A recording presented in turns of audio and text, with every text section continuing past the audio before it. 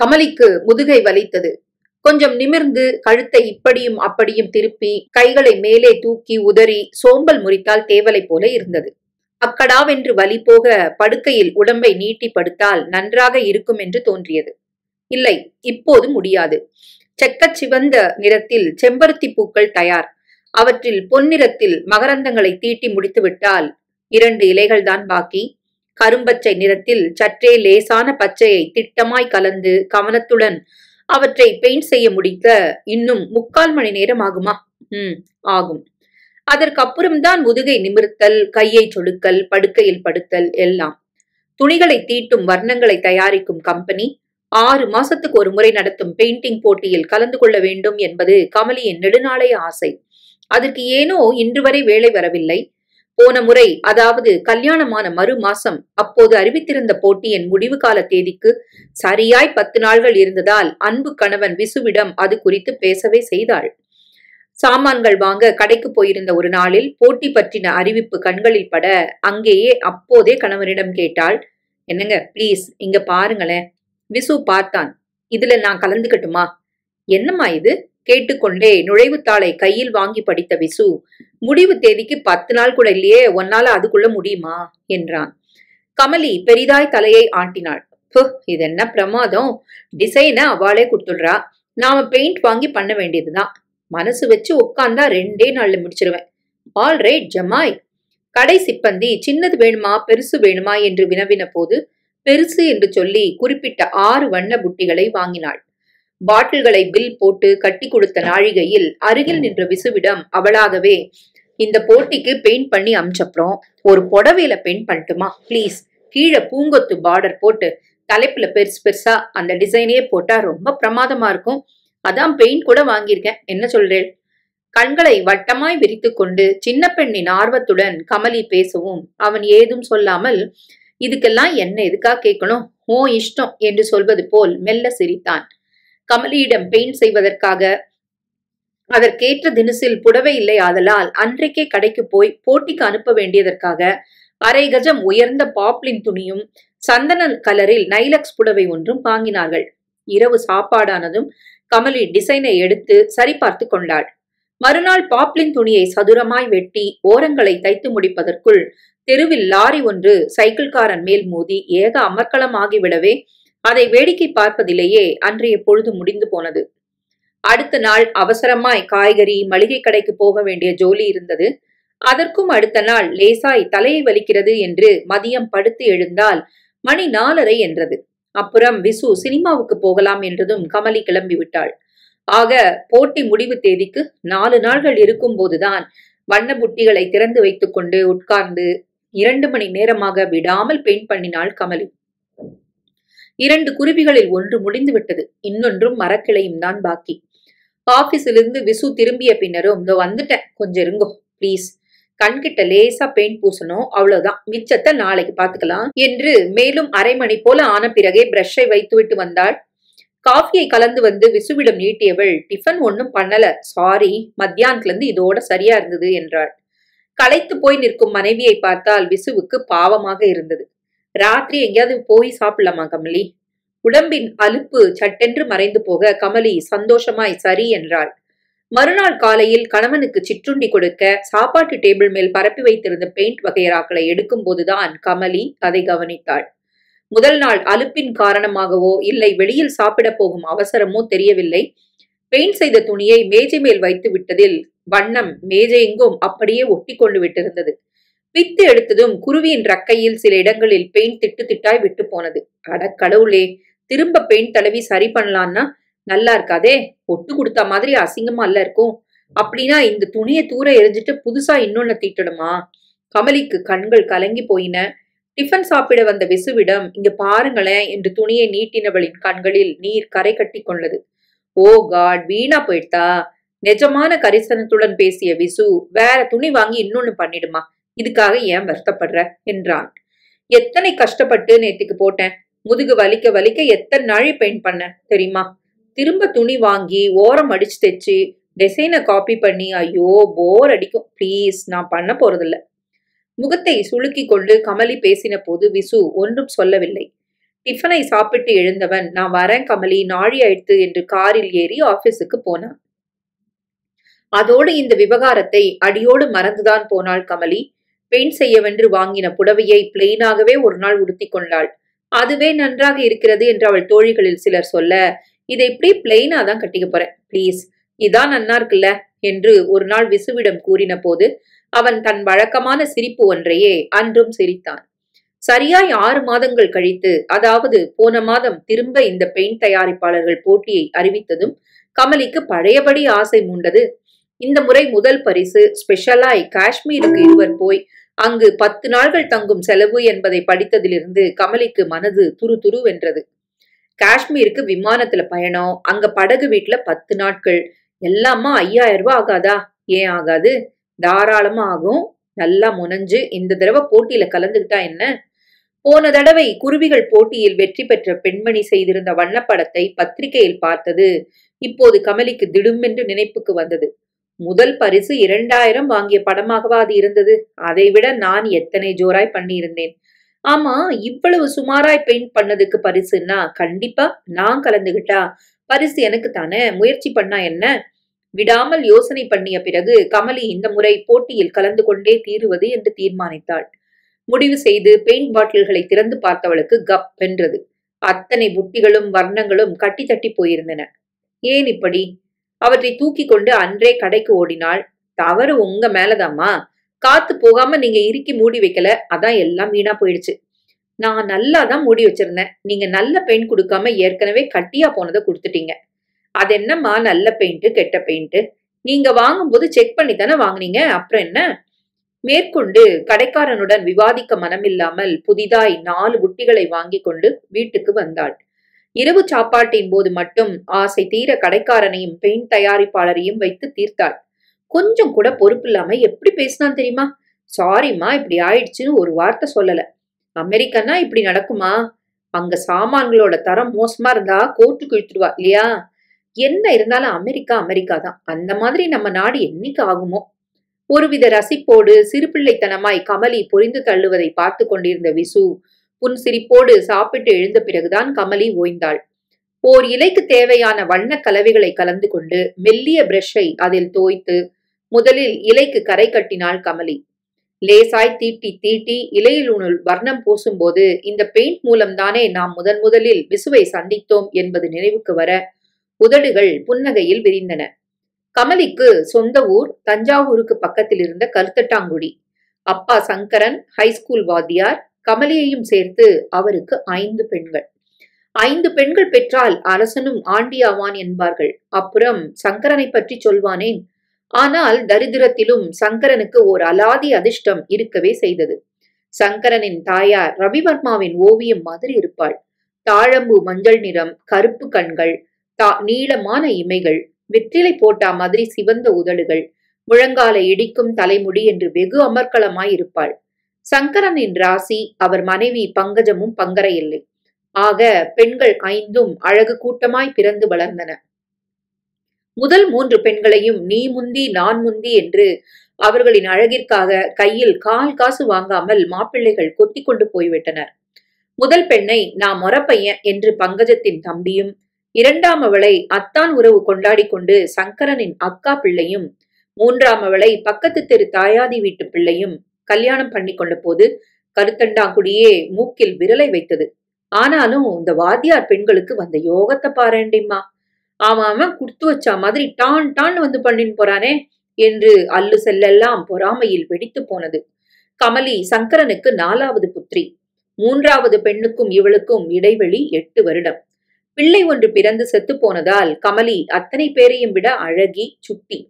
எதை எடுத்தாலும் செய்து பார்த்து விட வேண்டும், கற்றுக்கொள்ள வேண்டும் என்ற பரபரப்பு சின்ன வயது முதற்கொண்டே அவளிடம் இருந்ததால் 5 பெண்களில் அவள்தான் சங்கரனுக்கு அருமை பெண். அதனால் முதல் 3 பெண்களை SSLC படிப்போடு நிறுத்தியவர், நான் மேல படிக்கிறம்பா என்று பெரிய கண்களில் சமுத்திரமாய் நீரை தேக்கிக் கொண்டு கமலி கெஞ்சினதும் அவளை தன் சக்திக்கு மீறி தஞ்சாவூருக்கு அனுப்பி கல்லூரி படிப்பு படிக்க அனுமதித்தார். PUC முடிந்து BA எக்கனாமிக்ஸ் 2வது வருடம் கமலி படிக்கையில் யாரும் எதிர்பாராத தினசில் அவள் கல்யாணம் குதிர்ந்தது. அப்போது தசராவுக்காக விடுமுறை விட்டிருந்த சமயம். கருத்தட்டாங்குடிக்கு புதிசாய் குடி வந்திருந்த டாக்டர் ஜெகநாதனின் மனைவி இது நாள் சென்னையில் குடித்தனம் பண்ணியவள். பொம்மை செய்வது, துணிகளில் பெயிண்ட் செய்வது போன்றவற்றில் தேர்ச்சி பெற்றவள் என்பதை கேள்விப்பட்டு தானாகவே வலிய அந்த மாமியுடன் சிநேகிதம் செய்து கொண்டு விடுமுறை நாட்கள் வீணாய் போகாமல் அத்தனையையும் கமலி கற்றுக்கொண்ட அந்த ஒரு நாளில் மதியம் 3 மணி இருக்கும். டாக்டர் வீட்டுக்கு போகலாம் என்று தெருவில் இறங்கி நடப்பதற்கும் அவள் அருகில் ஒரு ஃபியட் கார் வந்து நிற்பதற்கும் சரியாயிருந்தது. திரும்பி பார்த்தாள். கருப்பு கண்ணாடி, அடர்த்தியான மீசை, கன்னத்தை மறைத்து கொண்ட கிருதா. எக்ஸ்கியூஸ் மீ, டாக்டர் ஜெகநாதன் வீடு எங்க இருக்குன்னு சொல்ல முடியுமா? கமலிக்கு ஆச்சரியமா இருந்தது. நாம் போகும் இடத்துக்கே ஒருத்தன் வழி கேட்கிறானே என்று. இப்படியே நேரா போய் அரச மரத்தடி பிள்ளையார்கிட்ட வலப்பக்கம் திரும்பினா மணியக்கார மாமா வீட்டை தாண்டி திரும்ப வலப்பக்கம் திரும்பினா வேத பாடசாலை வரும். அதுக்கு 3வது வீடு. என்ன என்ன அரச மடித்திலிருந்து எப்படி? கமலிக்கு சிரிப்பு வந்தது. நான் அங்கதானே போறேன், வாங்கோ வழி காட்டுறேன். கார்ல ஏறிக்கலாமே. கமலி அவனை ஒரு கணம் முழுதாய் பார்த்தாள். இளவயசுக்காரனாய் இருக்கிறான், எதற்கு பொல்லாப்பு என்று தோன்ற, இல்ல நான் நடந்தே வரேன் என்றாள். அவள் நடந்து போக தகிக்கின்ற வெயிலில் அவள் மாப்பிள்ளை அழைப்பில் வண்டி ஓட்டுகிறவன் மாதிரி அவள் பின்னால் ஊர்ந்து கொண்டு போனான். அந்த 5 நிமிடத்தில் அவளை அவன் எத்தனை நுணுக்கமாய் கவனித்திருக்கிறான் என்பது 4 நாள்களிலேயே தெரிந்து போனது. டாக்டரின் ஒன்று விட்ட அண்ணனின் பிள்ளை விசு என்கிற விஸ்வநாதன் ஐஐடியில் படிப்பு முடித்துவிட்டு சென்னையில் கம்பெனி ஒன்றில் 2000 சம்பளத்தில் இருக்கிறான். பெற்றவர்களுக்கு ஒரே பிள்ளை. அப்பா கல்லிடைக்குறிச்சியில் மிராசுதாரர். சொத்து பத்து ஏராளம். இத்தனை நாட்களாய் கல்யாணத்துக்கு என்ன அவசரம் என்று சொல்லிக் கொண்டிருந்தவன், பெற்றவர்களை பார்த்துவிட்டு சென்னைக்கு திரும்பி கொண்டிருந்தவன், சித்தப்பாவையும் பார்த்துவிட்டு போகலாம் என்று கருத்தண்டாங்குடிக்கு வந்தவன். கமலியின் அழகில் சொக்கி போய்விட்டானாம். சித்தியிடம் விசாரித்ததில் சமர்த்து சுறுசுறுப்பானவள், BA படிக்கிறாள் என்று தெரிய வர அப்பா அம்மாவிடம் பேசிவிட்டானாம். அப்புறம் என்ன, கல்யாணம்தான். ஜாம் ஜாம் என்று பணக்கார விசுவுக்கு கமலி மனைவியாகி இதோ மாசங்கள் 8 ஆக போகின்றன. கல்யாணமான மறுவாரமே சென்னையில் தனிக்குடித்தனம் வைத்தாகிவிட்டது. வாத்தியார் அப்பாவின் வருமானத்தில் ஏனோதானோ என்று வாழ்ந்து கொண்டிருந்த கமலியை காரும் ஃப்ரிட்ஜும் டிவியும் ரப்பர் மெத்தையும் மயக்கித்தான் தள்ளின. விசு கமலி மேல் உசிராய் இருந்தான். அவள் மாதிரி கலகலவென்று பேசும் சுபாவம் அவனுக்கு இல்லை. அவள் 10 வரிகள் பேசினால் அவன் புன்னகைப்பான், இல்லாவிட்டால் ஓரிரு வார்த்தையில் பதில் சொல்லுவான், அவ்வளவுதான். திருமணமான உடனேயே இது வேணும் அது வேணும், இதை செஞ்சு பார்க்கணும் என்ற தவிப்பு கமலிக்கு இருப்பதை அவன் நன்றாகவே புரிந்து கொண்டான். இல்லாமையின் காரணமாய் அவள் சின்ன இதயத்தில் ஆசைகள் மண்டி கிடப்பதை உணர்ந்தவனாய் சென்னைக்கு வந்த அந்த ராத்திரியே உனக்கு என்னென்ன செய்ய இஷ்டமோ செய் கமலி என்று பச்சை கொடி காட்டினான். கமலியின் முகம் மலர்ந்து போயிற்று. நிஜமாவா என்றவள், நான் கார் ஓட்ட கத்துக்கலாமா? பாதி படிப்புல நிறுத்திட்ட BA-வை மதுரை யூனிவர்சிட்டி கோர்ஸ்ல சேர்ந்து படிக்கலாமா? அப்புறம் எனக்கு கேக் பண்ண, ஜூஸ் பண்ண, பாட்டு கத்துக்க கூட ரொம்ப விருப்பம். இதெல்லாம் செய்யலாமா என்று சின்ன பெண் மாதிரி கேட்டதும் அவளை கிட்டத்தில் இழுத்து அணைத்து கொண்ட விசு, ஜமாய் கமலி என்றான் தன் புன்னகை மாறாமல். கமலியும் ஜமாய்க்கத்தான் முயன்றாள். முதலில் கார் ஓட்ட கற்றுக்கொள்ள தொடங்கினாள். காலையில் 5 மணிக்கெல்லாம் கணவனை எழுப்பிவிட்டு தானும் தயாரானாள். காரை மெரினா சாலையில் செலுத்தி நிதானமாய் எல்லாவற்றையும் விளக்கி ஸ்டீரிங் வீலை பிடித்து ஓட்டச் செய்தான் விசு. 2 நாட்கள் படுஜோராய் போனது. 3ஆம் நாள் தான் கமலி எதிர்பார்க்காதது நடந்துவிட்டது. சைக்கிள் கார்வன் ஒருவன் போய்கொண்டிருந்தவன் சட்டென்று வலப்பக்கமாய் வர பிரேக் என்று விசு கூவினதும் பதட்டத்தில் ஆக்சிலரேட்டரை அமுக்கிவிட்டாள் கமலி. விளைவு, சைக்கிள் மேல் நேர் மோதல். நல்ல வேளையாய் ஆளுக்கு அடி ஒன்றுமில்லை. இடித்த வேகத்தில் அவன் அந்த பக்கமாய் துள்ளி விழுந்து விட்டான். சைக்கிளை ரிப்பேர் பண்ணவென்று 50 ரூபாயை அந்த ஆளிடம் கொடுத்துவிட்டு விசு வண்டியை எடுத்தான். மறுநாளிலிருந்து கமலி கார் ஓட்ட இஷ்டமில்லை என்று சொல்லிவிட்டாள். ஏம்மா என்றான் விசு. நேத்து சின்ன ஆக்சிடென்ட் ஆனது இல்லையா, சில்லி கேர்ள், இந்த மாதிரி எல்லாருக்கும் ஆறதுதான். கமலி மசிய மறுத்து விட்டாள்.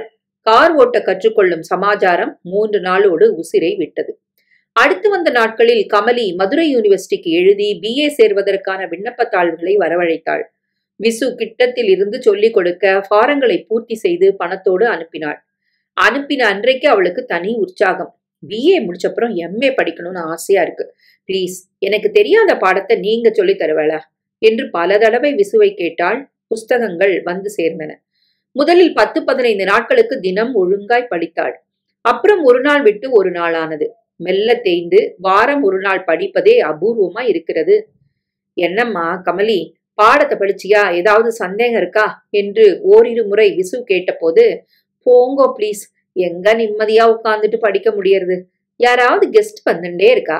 நாம வேற நடுவே 2 தடவை ஊருக்கு போயிட்டு வந்துட்டோம்.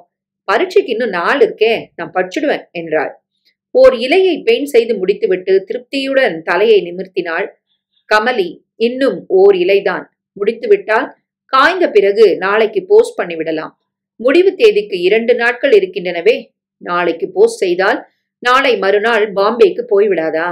இன்று காலையில் இவள் கடைசி நிமிஷத்தில் அவதி அவதி என்று சோறு தண்ணீர் இல்லாமல் உட்கார்ந்து பெயிண்ட் பண்ணும் கஷ்டத்தை தாழ முடியாதவனாய், என்ன கமலி, கொஞ்சம் முன்னால பிளான் பண்ணி செய்யக்கூடாது? ஏன் இப்படி லாஸ்ட் மினிட்ல சிரமப்படுற என்று விசு கேட்டபோது கமலியிடம் பதில் தயாராக இருந்தது. நானும் 1 மாசமா பண்ணணும் தான் நினைக்கிறேன். எங்க ஒழியறது? பாட்டு கிளாஸ், லேடிஸ் கிளப்னு சரியா போயிடுறதே.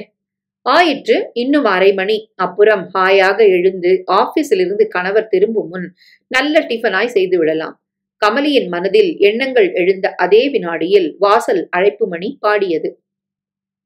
புருவங்கள் சின்னதாய் சலிப்பில் சுருங்க எழுந்து கதவை திறந்தவளின் முகம் வந்திருந்த நபரை கண்டதும் பூவாய் மலர்ந்து போனது. சுமித்ரா, எதிர்வீட்டு சுகுமார் IAS அருமை தங்கை. அமெரிக்காவில் டாக்டர் கணவருடன் குடித்தனம் செய்பவள். இப்போது 2 மாத லீவில் தாய் வீட்டுக்கு வந்திருப்பவள். அமெரிக்காவின் பெருமைகளை ஓயாது கமலிக்கு சொல்லி அவள் வாயை பிளக்கச் செய்பவள். என்ன பண்ற? உள்ளவா சுமி. ஒன்னும் இல்ல, சும்மா ஏதோ பெயிண்டிங் ஒர்க். உட்கார நேரம் இல்ல கமலி, உடனே நீ கிளம்பணும். எங்க? அமெரிக்கால இருக்கிற என் ஃப்ரெண்ட்ஸ் சில பேரு பட்டுப்புடவை வாங்கின்வான்னு சொல்லியிருக்காங்கல்ல, அதை போய் வாங்கிட்டு வரலாம். வா கமலி. இப்ப வா, நாளைக்கு போலாமே சுமி. No, not possible. இன்னைக்கு வாங்கிட்டு வந்து நாளைக்கு பேக் பண்ணி எடை போட்டு பார்க்கணும். ஊருக்கு கிளம்ப 4 நாள் தானே இருக்கு. கிளம்புமா, உன் டேஸ்ட் நல்லா இருக்கு. நீ கூட வந்தா செலெக்ஷன் ஜோரா இருக்கும். வா கமலி. இதற்கு மேல் மறுக்க கமலியால் முடியவில்லை. கணவனுக்கு போன் பண்ணி விவரம் சொன்னாள். சாப்பாட்டு மேஜை மேல் பெயிண்டிங் அப்படியே பரத்தி போட்டுவிட்டு வீட்டை வேலைக்காரியை பார்த்து கொள்ள சொன்னவள் சுமித்ராவோடு கிளம்பினாள். இந்த தடவையும் பெயிண்டிங் போட்டியில் கலந்து கொள்ள முடியாமல் போனதே என்று ஒரு நிமிடம் நெஞ்சில் குறுகுறுத்த குற்ற உணர்வு. காரில் ஏறிய பின் சுமித்ரா அமெரிக்காவை பற்றி ஏதோ சொல்ல தொடங்கியதும் மாயமாய் மறைந்து போனது. இன்னைக்கு ஆபீஸ்ல இருந்து கொஞ்சம் சுருக்க வர முடியுமா? டவுனுக்கு போய் ஜூஸ் கிளாஸுக்கு தேவையான சில சாமான்களை வாங்க வேண்டியிருக்கு. ஆபீஸுக்கு புறப்படும் முன் விசு டிஃபன் சாப்பிட்டு கொண்டிருக்கும் போது கமலி அவனை கேட்டதும் சரி என்று சொல்லிவிட்டு புறப்பட்டு போன விசு மறக்காமல் 4 மணிக்கெல்லாம் வீட்டுக்கு வந்து விட்டான். அவன் உள்ளே நுழைந்த போது தலையும் வேஷமுமாய் கமலி ஹாலில் உட்கார்ந்திருந்தாள். அவளை சுற்றி கலர் கிரேப் பேப்பர் துண்டுகள், ஒரு பக்கம் மைதா மாவு பசை, இன்னொரு பக்கம் மெல்லிய கம்பிகள். இவனை கண்டதும் அவள் முகத்தில் வியப்பு. ஹை, என்ன இவ்வளவு சுருக்க? நீ தானே வர சொன்ன. அதுக்காக 4 மணிக்குள்ளாம் வந்துட்டேளே. நீங்க வர 5 ஆகும்னு நான் ரெடி ஆகாம இருந்துட்டேன். 1 மினிட். செய்து கொண்டிருந்ததை அப்படியே வைத்துவிட்டு கமலி எழுந்தாள். சோஃபா மேல் சாய்த்து வைத்திருந்த காகித மலர்களை எடுத்து விசுவின் முன்னால் நீட்டினாள். எப்படி இருக்கு? நேத்து லேடிஸ் கிளப்ல கத்து கொடுத்தா. நீங்க வரத்துக்குள்ள முடிக்கணும்னு பார்த்தேன், முடியல. அவள் நீட்டிய மலர்களை பார்த்தான் விசு. நிஜ ரோஜாக்களைப் போலவே மிகுந்த அழகுடன் அவை இருந்தன. லவ்லி என்று அவன் சொன்னது சந்தோஷத்தை தர கமலி உள்ளே ஓடினாள். அரை மணியில் இருவரும் கிளம்பினர். டவுனில் ஒரு குறிப்பிட்ட கடைக்கு போகச் சொன்னாள் Kamali. Citric acid, KMS, orange, அன்னாசி, எலுமிச்சை, திராட்சை பழங்களுக்குரிய கலர், எசன்ஸ் என்று ஒரு நீள பட்டியலை வாசித்து சாமான்களை வாங்கி கொண்டாள். ஒவ்வொரு வகையிலையும் 4 பாட்டில் பண்ணி ஊருக்கு அனுப்பலான் இருக்கேன். சின்ன பேக்கிங் வாங்கினா நினைச்சு டவுனுக்கு ஓடி வரணும். அதனால பெருசே வாங்கிடுறேன். என்ன பிளீஸ்? முதல்ல கொஞ்சமா வாங்கி பண்ணிப்பாரு. சரியா வந்தா மறுபடி இங்க வந்து வேண்டியதை வாங்கிக்கலாமே என்று சொல்ல நினைத்த விசு கடைக்காரன் கூடவே இருந்ததால் கமலிக்கு தெரியாதா என்று பேசாமல் இருந்து விட்டான். பழ மார்க்கெட்டுக்கு போய் 1 கிலோ கருப்பு திராட்சை, 2 அன்னாசி, 1 டஜன் கமலா ஆரஞ்சு என்று தினுசாகவும் வழியில் மளிகை கடையில் 6 கிலோ சர்க்கரையையும் வாங்கி கொண்டாள் கமலி. மறுநாள் முழுவதும் ஜூஸ் பண்ணும் அமளியில் கழிந்தது. பெரிய பெரிய பாத்திரங்களில் தனித்தனியாய் ஜூஸ்களை பண்ணியதும் பாட்டில்களை குறிப்பிட்டபடி அலம்பி அவற்றில் ரசங்களை ஊற்றி வைத்தவளுக்கு ஏக பெருமை. கணவனிடம் சென்று எல்லாத்தையும் டேஸ்ட் பாக்குறளா என்று கேட்டு அவன் சரி என்றதும் டம்ளர்களில் கலந்து கொண்டு போய் அவன் முன் நீட்டி தானும் குடித்தாள். குடித்தவனின் முகம் கோணி போயிற்று. ஆரஞ்சு கொட்டைகள் அரைப்பட்டு போய்விட்டதா அல்லது கசந்தது? திராட்சையில் சிட்ரிக் ஆசிட் கூடிவிட்டதால் அது புளித்தது. அன்னாசி ஸ்குவாஷ் கொஞ்சம் நன்றாக இருந்தது. கிளப்ல சொல்லி கொடுத்த மாதிரியே பண்ணியும் கூட எப்படி தப்பா போச்சு? நம்ம ஊர் சாமான்களோட தரம் அவ்வளவுதான். கடைக்கு கடை வித்தியாசம். இத்தனை பாடுபடுறதுக்கு செவனேன்னு காசு கொடுத்து ஒரு பாட்டில் ஸ்குவாஷ் வாங்கிடலாம். சே! கமலிக்கு கண்மண் தெரியாத கோபம். 4 பாட்டில் ரசங்களையும் வேலைக்காரியிடம் தூக்கி கொடுத்தவளுக்கு இன்னொரு முறை ஜூஸ் பண்ண வேண்டும், ஊருக்கு அனுப்ப வேண்டும் என்ற ஆர்வமெல்லாம் ஓடியே போனது. பஜன் கிளாஸுக்கு போகிறேன் என்று கமலி தடபுடலாய் தொடங்கியது முடிவில் புஸ்வானமாக பிசுபிசுத்தது இன்னொரு தனி கதை. விஜயதசமி அன்றைக்கு பாட்டு கிளாஸில் சேரும் முன் ஆரம்பத்துல இருந்தே ஸ்ருதியோட பாடி பழகணும்னு சார் சொல்றார் என்று 550 ரூபாய் கொடுத்து அழகான தம்பூராவை வாங்கினாள். 4 பாட்டுகளை கற்றுக்கொண்ட பிறகு தனக்கே தம்பூராவை சுருதி கோட்ட தெரியாமல் போனதால் 80 ரூபாய் கொடுத்து ஒரு சின்ன ஸ்ருதி பெட்டி 5 கட்டையில் வாங்குவது அவசியமாயிற்று. கமலிக்கு உண்மையிலேயே குரல் தேனாக இருந்தது. நன்றாக மனப்பாடம் செய்த பாடல்களை இரவு நேரத்தில் அவள் பாடின போது விசு கரைந்துதான் போனான். 3 மாதங்களில் கமலி 20க்கும் மேற்பட்ட பஜன்களை பாடம் செய்து பாடத் தொடங்கியதில் அவளை விட விசுவுக்குத்தான் சந்தோஷம் அதிகம். ஆனால் இந்த மகிழ்ச்சி நீண்ட நாளுக்கு நீடிக்கவில்லை. முதலில் லேசாய் முகத்தை தூக்கின கமலி நாளாக உறக்கவே முணுமுணுக்க தொடங்கினாள். விஷயம் என்னவாம்? வாத்தியார் கொஞ்ச நாளாய் இவளை சரியாய் கவனித்து சொல்லிக் கொடுப்பதில்லையாம். மிஸ்ஸஸ் தாமோதரனைத்தான் கொண்டாடுகிறாராம். 10 பேர் ஒன்றாய் பாடம் படிக்கும் சமயத்தில் ஒருத்தியை மட்டும் ஆஹா ஓஹோ என்று புகழ்வது இவளுக்கு பிடிக்கவில்லையாம். மிஸ்டர் தாமோதரன் கவர்மெண்ட்ல செக்ரட்டரியா இருக்காராம். அதனால மிஸ்ஸஸ் தாமோதரன் பாடுறது கூடவா வசதியாகும்? அவ குரலும் அவ பீத்தலும், சே, ஐ டோன்ட் லைக் இட். மேற்கொண்டு 1 மாதம் ஆவதற்குள் கமலியின் கசப்புணர்ச்சி அதிகமாகவே இனிமே நான் இந்த பஜன் கிளாஸ்க்கு போறதில்ல என்று தீர்மானமாய் ஒரு நாள் அறிவித்தாள். யார் எப்படி இருந்தா நமக்கு என்ன கமலி, வீணா உன் பாட்டை விடாத, யூ சிங் ரியலி வெல். விசுவின் பேச்சை கமலி காதில் வாங்கவே இல்லை. இந்த கிளாஸ் இல்லாட்டா இன்னொரு கிளாஸ், நுங்கம்பாக்கத்துல ஒரு மாஸ்டர் ரொம்ப நன்னா சொல்லி தராராம், அங்க போனா போச்சு என்றாள். நுங்கம்பாக்கமும் போகவில்லை, கோடம்பாக்கமும் போகவில்லை. லேடிஸ் கிளப்பில் கமலியின் ஈடுபாடு தீவிரமான பிறகு பாட்டு கிளாஸ் அடியோடு நின்று போனது நிஜம். கிட்டத்தட்ட 6 மாசமாய் பூட்டி கிடந்த அவர்களின் பக்கத்து வீட்டுக்கு அன்று விமோசனம் பிறந்தது. கமலி விசு வசித்த பிளாட் இந்த காலத்து நாகரீக மோஸ்தரில் கட்டப்பட்டது. சொந்தக்காரர் டெல்லியில் இருந்தார். கையில் ஏகமாய் பணம் புரண்ட காரணத்தால் 4 கிரவுண்ட் நிலத்தில் ஒரே மாதிரி ட்வின் பிளாட்டுகளை கட்டி ஒன்றை 800 ரூபாய்க்கு இவர்களுக்கு வாடகை விட்டுவிட்டு இன்னொன்றை தான் சென்னைக்கு வந்தால் உபயோகிக்க என பூட்டி வைத்திருந்தார். இந்த மனுஷர் இப்படி அநியாயமா பூட்டி வைக்காம யாருக்காவது வாடகைக்கு விட வீட்டை விடக்கூடாதோ? ஒரே காம்பவுண்ட், ஒரே முன்வாசல்னு வகையா இருக்கிறதுக்கு என்னத்துக்கும் எனக்கும் பேச்சு துணைக்கு ஆள் கிடைச்ச மாதிரி இருக்கும். பல நாட்கள் ஆதங்கத்துடன் பேசிய விஷயத்துக்கு அன்று முடிவு கட்டும் தினசில் டெல்லியிலிருந்து சொந்தக்காரர் போன் செய்து 1ஆம் தேதியிலிருந்து ஷிப்பிங் கம்பெனி ஒன்றில் வேலை பார்க்கும் அஸ்வத் தன் குடும்பத்துடன் குடிவரப் போகிறார் என்றது கமலிக்கு உண்மையிலேயே சந்தோஷத்தை அளித்தது. 1ஆம் தேதியும் வந்தது. லாரி நிறைய சாமான்கள் பின்னால் வர அம்பாசிடர் காரில் அஸ்வத், கல்பனா அவர்களது பிள்ளை பெண்ணுடன் வந்து இறங்கினர். கல்பனாவை தவிர பாக்கி மூவரும் ஹார்லிக்ஸுக்கு விளம்பரம் கொடுக்கலாம். அத்தனை அழகாய் கச்சிதமாய் இருந்தார்கள். கல்பனா மட்டும் ரொம்ப சாதாரணம். இத்தனை அழகான அஸ்வத்துக்கு இவளா? இத்தனை ஸ்வீட்டான குழந்தைகளுக்கு இவளா அம்மா? பெங்களூரை சேர்ந்தவர்களாம். அஸ்வத் சிவப்பாய் நெடுநெடுவென இருந்ததற்கேற்ப பிள்ளை பரத்தும் பெண் வீணாவும் இருந்தனர். 4 பேரையும் உள்ளே வந்து காஃபி சாப்பிட்டு போக விசு அழைத்ததும் வந்தார்கள். கல்பனாவும் குழந்தைகளும் மேன்மையாய் பேசி சிரித்தார்கள். கேட்ட கேள்விக்கு அளவாய் பதில் சொன்னாள் கல்பனா. லாரி வந்துவிட்ட சத்தம் கேட்டதும் தேங்க்யூ ஃபார் த காஃபி என்று சொல்லிவிட்டு அவர்கள் வீட்டுக்கு போய்விட்டார்கள். அவனும் குழந்தைகளும் இருக்கிறதுக்கு அவ போறாதில்ல. குழந்தைகள் அதிர்ஷ்டவசமா அவனை கொண்டிருக்குகள். அவளை கொண்டிருந்தா ரொம்ப சுமாராத்தான் இருந்திருக்கும். கமலி கூறியதற்கு விசு லேசாய் தலையாட்டி விட்டு உள்ளே போய்விட்டான். 2 நாட்கள் செல்வதற்குள் பக்கத்து வீடே மாறித்தான் போனது. தோட்டக்காரன் ஒருவனை ஏற்பாடு செய்து வாசற்புறம் சுற்றுப்புறத்தை சீர் செய்ய சொன்னாள் கல்பனா. அன்று மாலையே டெம்போ ஒன்றில் பல குரோட்டன்ஸ் செடிகளும் சட்டிகளும் வந்திறங்கியதை வாசலில் பாங்குற அடுக்கினாள். 4ஆம் நாள் அம்மா கொடுக்க சொன்னா என்று வீணா தட்டில் எதையோ மூடி கொண்டாந்து தந்தாள். 10 குலாப் ஜாமுன்கள், 10 கட்லெட்டுகள் சுட சுட. ஆபீஸிலிருந்து வந்த விசுவுக்கு டிஃபனாக அவற்றை தந்த கமலி தானும் அவனோடு உட்கார்ந்து சாப்பிட்டாள். நைஸ், வெரி டேஸ்டி என்று ரசித்துக் கொண்டே விசு சாப்பிட்ட போது பண்ணினாளா இல்ல எங்கிருந்தாவது வாங்கி வந்தாளான்னு கேட்கணும் என்றாள் கமலி. பாத்திரங்களை திருப்பிக் கொடுக்கும் சாக்கில் பக்கத்து வீட்டுக்கு அன்றிரவு போன கமலி ஒரு நிமிடம் திகைத்துத்தான் போனாள். எத்தனை அழகான டிராயிங் ஹால், புது ரகத்தில் சோஃபா செட்டுகள், தடிமனாய் குஷன்கள், அவற்றிற்கேற்ற வகையில் கார்பெட், கர்டன்ஸ், இங்கும் அங்குமாய் பெரிய பளபளத்த பித்தளை தொட்டிகளில் பச்சை செடிகள், சாப்பாட்டு அறை, குழந்தைகள் அறை, படுக்கை அறை என்று ஒவ்வொரு அறையும் அதே தினசில் கவர்ச்சியுடன் நறுவிசாக இருப்பதை பார்த்து கமலிக்கு ஆச்சரியம் தாங்கவில்லைதான். எண்ணி நாளே நாளில் இத்தனை அழகாய் ஒரு வீட்டை அலங்கரிப்பது சாத்தியமா? அதுவும் இவள் ஒண்டி பெண்மணியாய். 10 நிமிடங்கள் போல கல்பனாவுடன் அமர்ந்து பேசின பின் வீட்டுக்கு வந்த கமலி இது குறித்து பேசினாள்.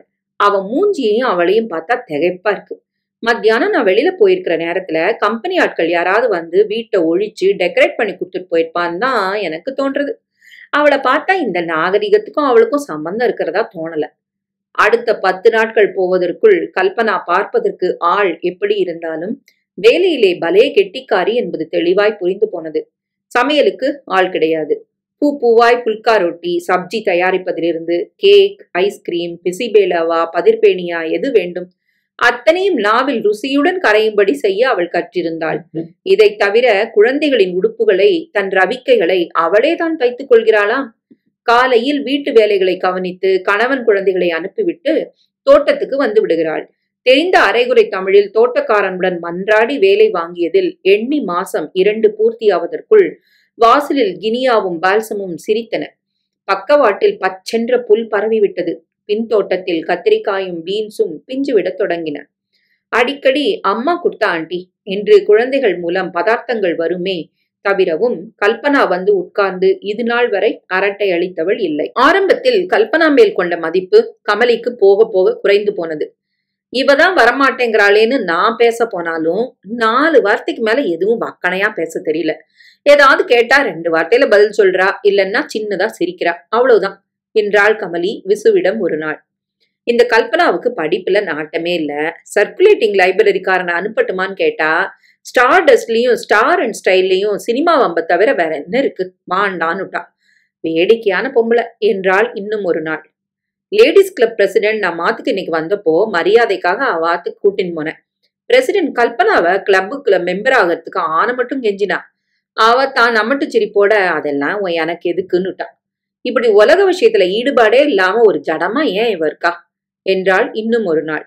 எதற்கும் வாயை திறந்து பதில் சொன்னவன் இல்லை விசு. மனதுக்குள் என்ன நினைத்தாலும் அதை வெளியில் காட்டிக் கொண்டவனும் இல்லை.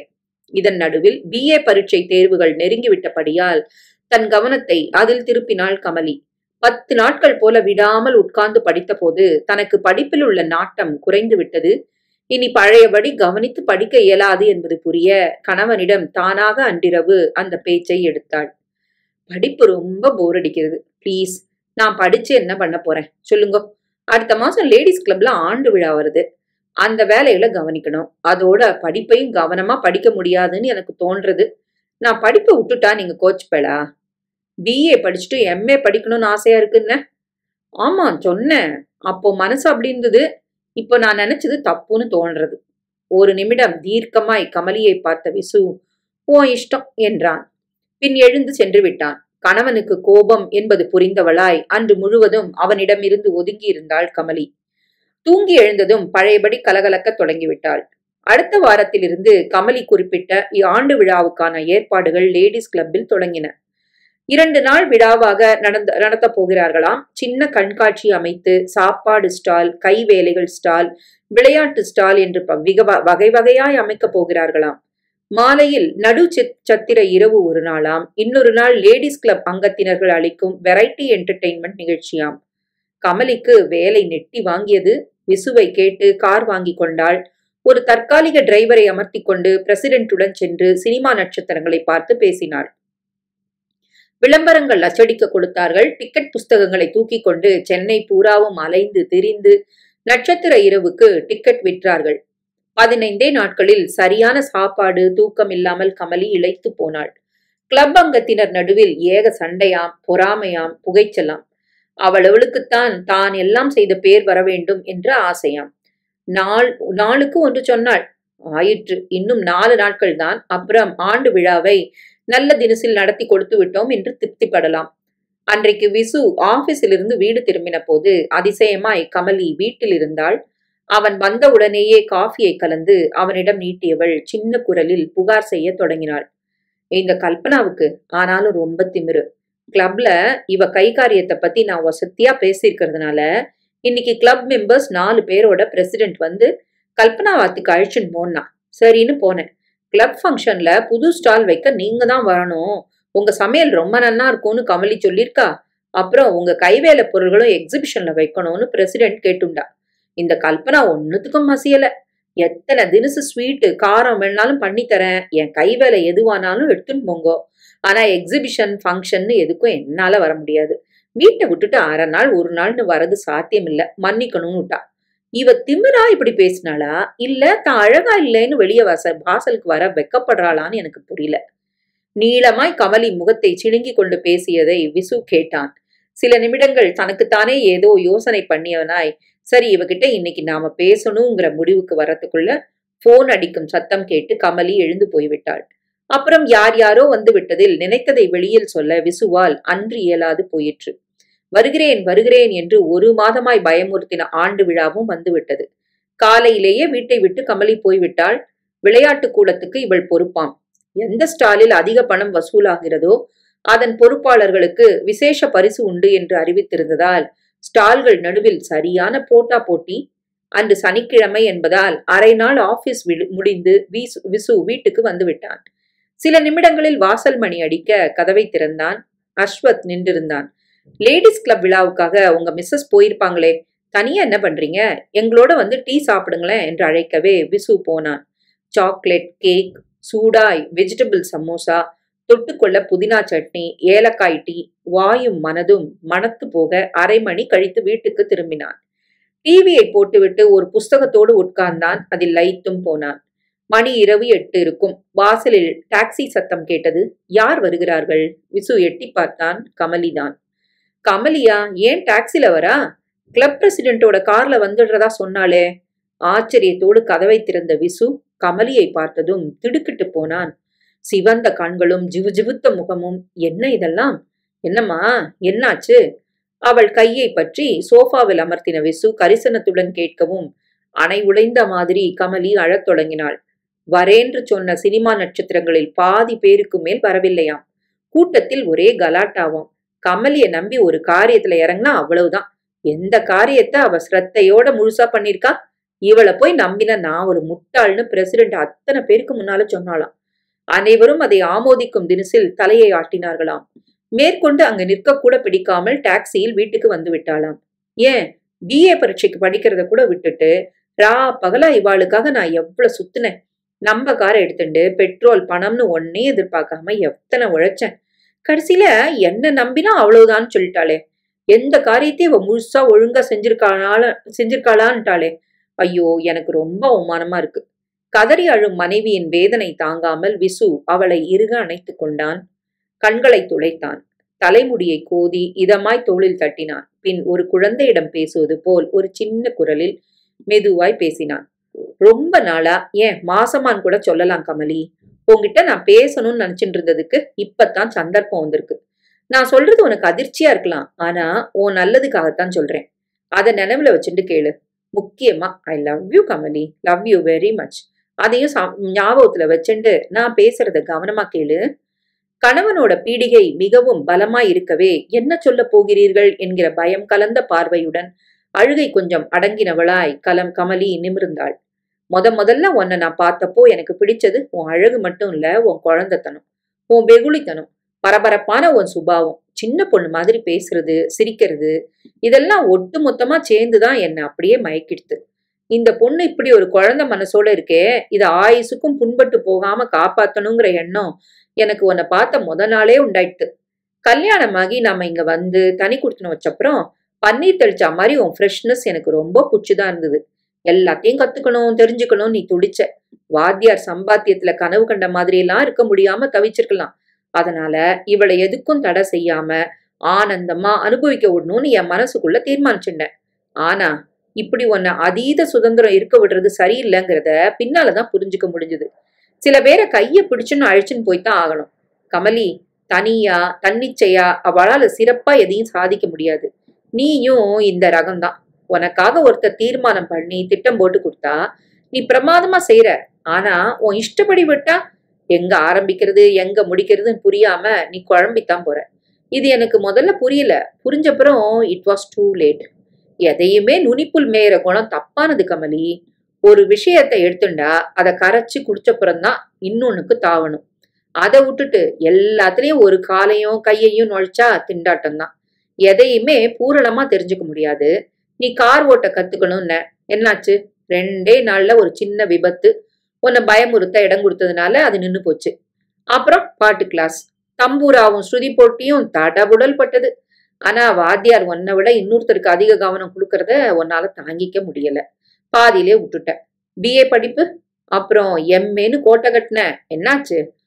பரீட்சை கூட எழுதல. இதெல்லாம் எதை காட்டுறது? நீ ஆசைப்படுற அளவுக்கு முயற்சி பண்ண விரும்பலங்கிறது தானே? கூடவே உன்னை ஒருத்தர் ஒரு வார்த்தை குறை சொல்லிடக்கூடாதுங்கிறது தானே? இன்னும் விளக்கமா சொல்லணும்னா நீ உழைக்க சோம்பேறித்தனம் உள்ளவ கமலி. நான் இதை சொல்றதுக்காக நீ வருத்தப்படக்கூடாது. நன்னா கத்துண்டப்புறம் அகல கால் வைக்கணும். ஆனா நீ என்ன பண்ணின? பெயிண்ட் வாங்கின. எல்லாம் வீணடிச்சு போச்சு. இதே மாதிரிதான் ஜூஸ் பண்ற சமாச்சாரமும். ஒரே சமயத்துல பல விஷயங்கள்ல கவனத்தை செலுத்தினா யாராலையும் எதையும் ஒழுங்கா பண்ண முடியாதுதான். பாதி நாள் நான் ஆபீஸ்ல இருந்து வரச்ச நீ தலைய கூட வாரிக்காம அலங்கோலமா எதையோ பரப்பி வச்சுண்டு நிப்ப. வீடு குப்பையும் குளமும் தானே இருக்கும். பக்கத்தாத்துக்கு அஸ்வத்தும் அவன் பொண்டாட்டி கல்பனாவும் வந்தப்புறம் நான் ரொம்ப சந்தோஷப்பட்டுட்டேன். நீ அவளை பார்த்து மாறுவேன்னு எதிர்பார்த்தேன். நடக்கல. அதுக்கு பதிலா அவளுக்கு 4 வார்த்தை பேச தெரியல, மனுஷாலோட பழக தெரியல, சரியான பட்டிக்காடுன்னு நீ கேலி பண்ணின. உனக்கு தெரியுமா கமலி, கல்பனா ஒரு பிஎஸ்சி கிராஜுவேட்டுன்னு? அழகுலையும் கவர்ச்சியிலையும் எல்லாம் அடங்கிடல. அதுக்கு மேல நல்ல மனசு, கெட்டிக்காரத்தனம், திறமைன்னு பல விஷயங்கள் இருக்கு. மூச்சுக்கு 300 தூரம் அமெரிக்கான்னு நீ பேசுறது உண்டு. அந்த அமெரிக்கால சிரத்தையும் உண்மையான உழைப்பும் ஒவ்வொருத்தர்கிட்டையும் உண்டு. கமலி, இத நீ ஏன் நினைச்சே பார்க்கல? உனக்கு கடவுள் அழக கொடுத்திருக்கார், நல்ல மனச கொடுத்திருக்கார். இத்தனையும் இருந்தும் சில அனாவசிய பழக்கங்களால உன்னை மத்தவா குறைச்சலா மதிக்கும்படி நீ நடந்துகிற. கமலி, கல்பனா கிளப்பு அது இதுன்னு 4லயும் மூக்க விட்டுட்டு அவஸ்தைப்பட விரும்பல. ஏதாவது ஒன்ன செஞ்சாலும் முழுசா செய்யணும்னு அவன் நினைக்கிறா. அதான் சிறப்பு கமலி. என் கண்ணுக்கு அவ ஒரு நிறகுடமாத்தான் தோன்றா. நீயும் எல்லாத்துலயும் அவ மாதிரி இருக்கணும்னு நான் ஆசைப்படல. ஆனா உன் குழந்தைத்தனத்தோட, சுட்டி பேச்சோட, கொற்ற அருவி மாதிரி கலகலக்கிற சுபாவத்தோட நீ பொறுப்பை புரிஞ்சுண்டாவளாவும் இருக்கணும்னு ஆசைப்படுறேன். இது பேராசையா கமலி? இத பத்தி நான் உன்கிட்ட ஏன் இத்தனை நாளா பேசலன்னு நீ கேட்கலாம். முதல்ல உனக்கு தப்பா இடம் கொடுத்துட்டேன். நான் இதை புரிஞ்சுட்டதே லேட்டு தான்.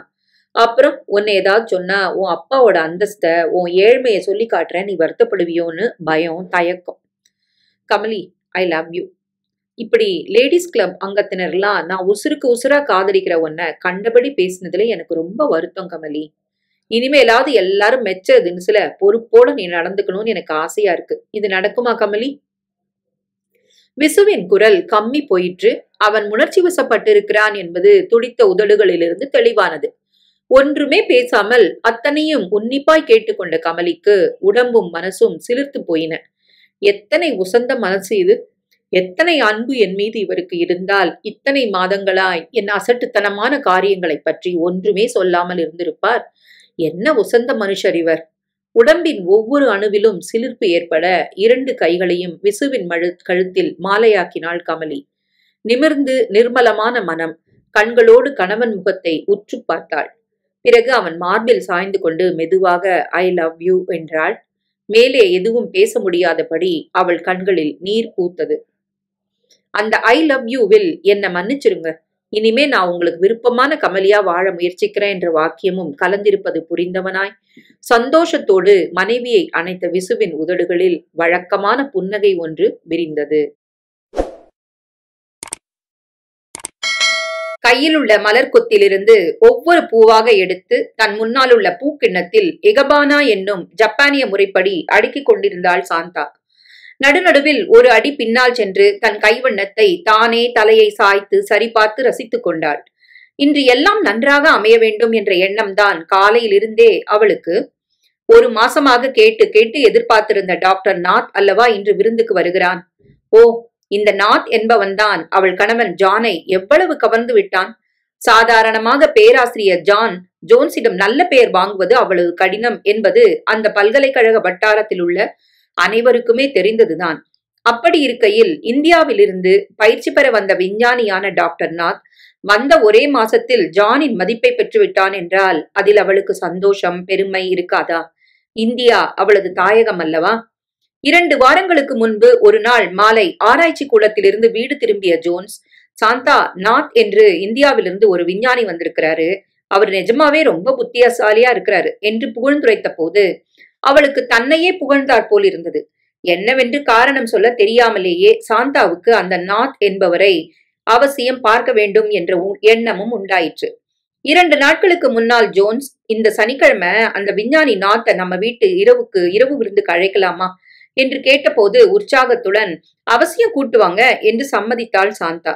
இன்று காலையிலிருந்தே ஒவ்வொன்றாக இப்படி செய்தால் நன்றாக இருக்குமா அல்லது அப்படி செய்தால் சரியா என்று நினைத்து நினைத்து செய்து கொண்டிருந்தாள் சாந்தா. கையில் இருந்த மலர்கள் அனைத்தையும் அழகுற அடுக்கிய பின் அந்த கிண்ணத்தை அறையின் எந்த இடத்தில் வைத்தால் எடுப்பாக இருக்கும் என்று சுற்றும் முற்றும் பார்த்தாள். அந்த வெண்கல குத்துவிளக்கு அருகில் வைக்கலாமா அல்லது நடராஜர் சிலைக்கு அருகில் வைக்கலாமா என்று ஒரு கணம் யோசித்தவள் சட்டென திரும்பி சாப்பாட்டு மேஜைக்கு பக்கத்தில் இருந்த சைட் போர்டின் மேல் அதை வைத்தாள். பூக்கிட்டத்தின் மிக அருகே நெட்டியால் செய்த தஞ்சை பெரிய கோவில் மாடல் ஒன்று கண்ணாடி பெட்டிக்குள் மிக கம்பீரமாக உயர்ந்து நின்றது. ஆஹா, என்ன இருந்தாலும் நம்ம நாட்டு கலைப்பொருள்களின் அழகு அழகுதான் என தன்னுள் வியந்தவாறே மேஜைக்கு மேல் கைகளை ஊன்றிக்கொண்டு அந்த பெரிய கோவிலின் மீது தன் கண்களை படரவிட்டாள். அடுக்கடுக்கான சிற்ப வேலைகளை கொண்ட அந்த கோபுரத்தை பார்த்த மாத்திரத்தில் தான் நேரே காவேரி கரையில் நின்று கொண்டு அதன் அழகை நேருக்கு நேர் அனுபவிப்பதை போன்ற உணர்வை பெற்றாள் சாந்தா. அதன் சுகமே தனிதான் என்று எண்ணிய மாத்திரத்தில் அவளிடம் இருந்து ஒரு பெருமூச்சு வெளியே வந்தது. அதே சமயத்தில் அவள் மனதின் அடியில் அழுத்தி வைத்திருந்த பழைய நினைவுகள் எல்லாம் படிப்படியாக மேலே வந்து நாங்களும் இந்த கோபுரம் அளவு உயர்ந்திருக்கிறோம் என்பது போல மெல்ல எழுந்து நின்றன. சாந்தாவுக்கு தன் பிறந்த ஊர் கலைக்கூடமான தஞ்சை என்பதில் அளவற்ற பெருமை.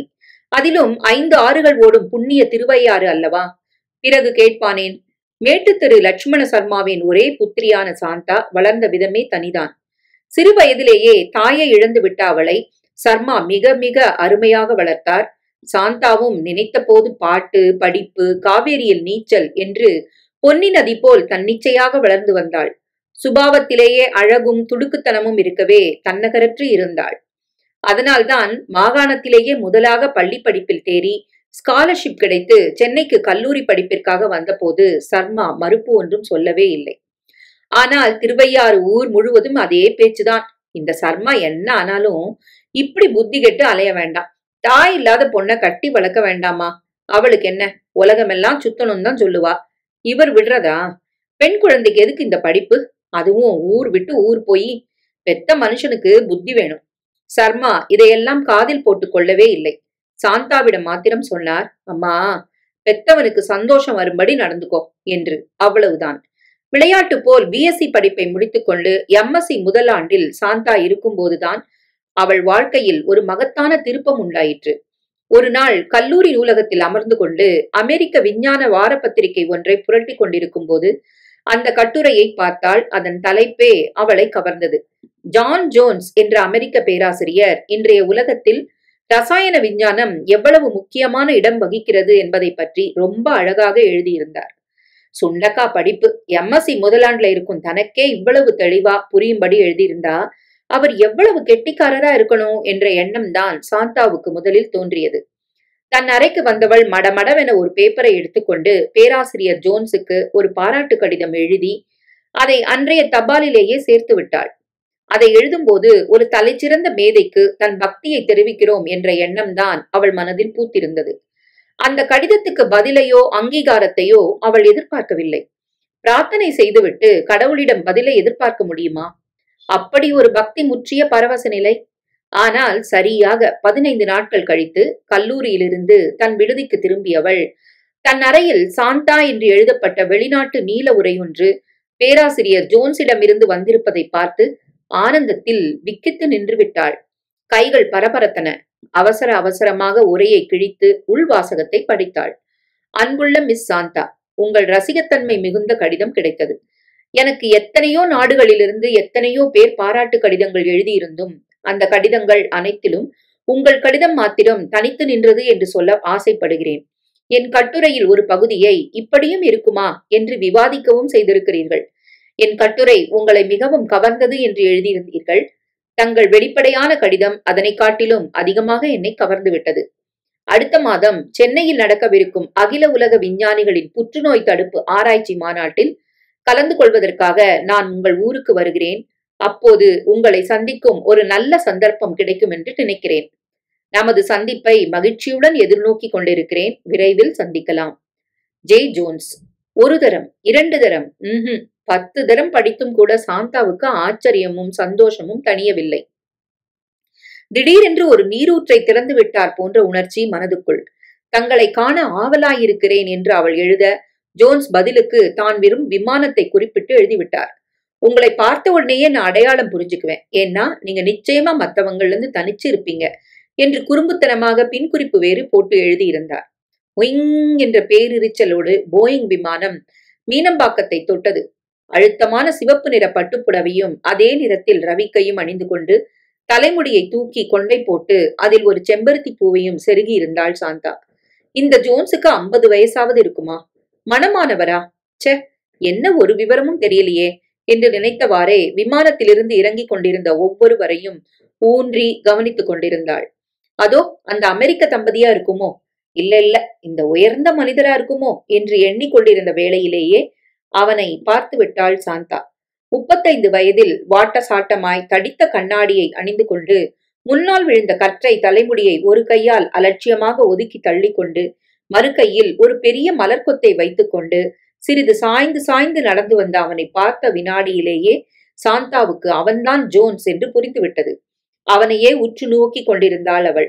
இப்படி அப்படி பார்வையை ஒரு கணம் ஓட்டினால் கூட அந்த வினாடி வீண் என்பது போல அவள் கண்கள் அவனை விட்டு அகல மறுத்தன. அதோ பேராசிரியர் ஜோன்ஸ் என்று யாரோ சொல்வதை கேட்கவே அவன் திரும்பினான். 2 மாநாட்டு நிர்வாகிகள் கையில் பெரிய ரோஜா மாலைகளுடன் அந்த இளைஞனை நெருங்கி மாலைகளை போட்டு கையை குலுக்கி வரவேற்பையும் வாழ்த்தும் தெரிவித்தார்கள். சாந்தாவுக்கு அவனிடம் போய் எப்படி பேசுவது என்ற நினைப்பே மலைப்பாக இருந்தது.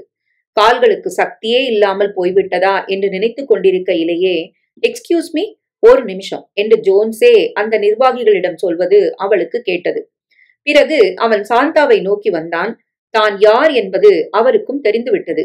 தன்னை அவர் அடையாளம் கண்டு கொண்டார் என்று தெரிந்ததும் சாந்தாவுக்கு மேனியெல்லாம் புல்லரித்தது.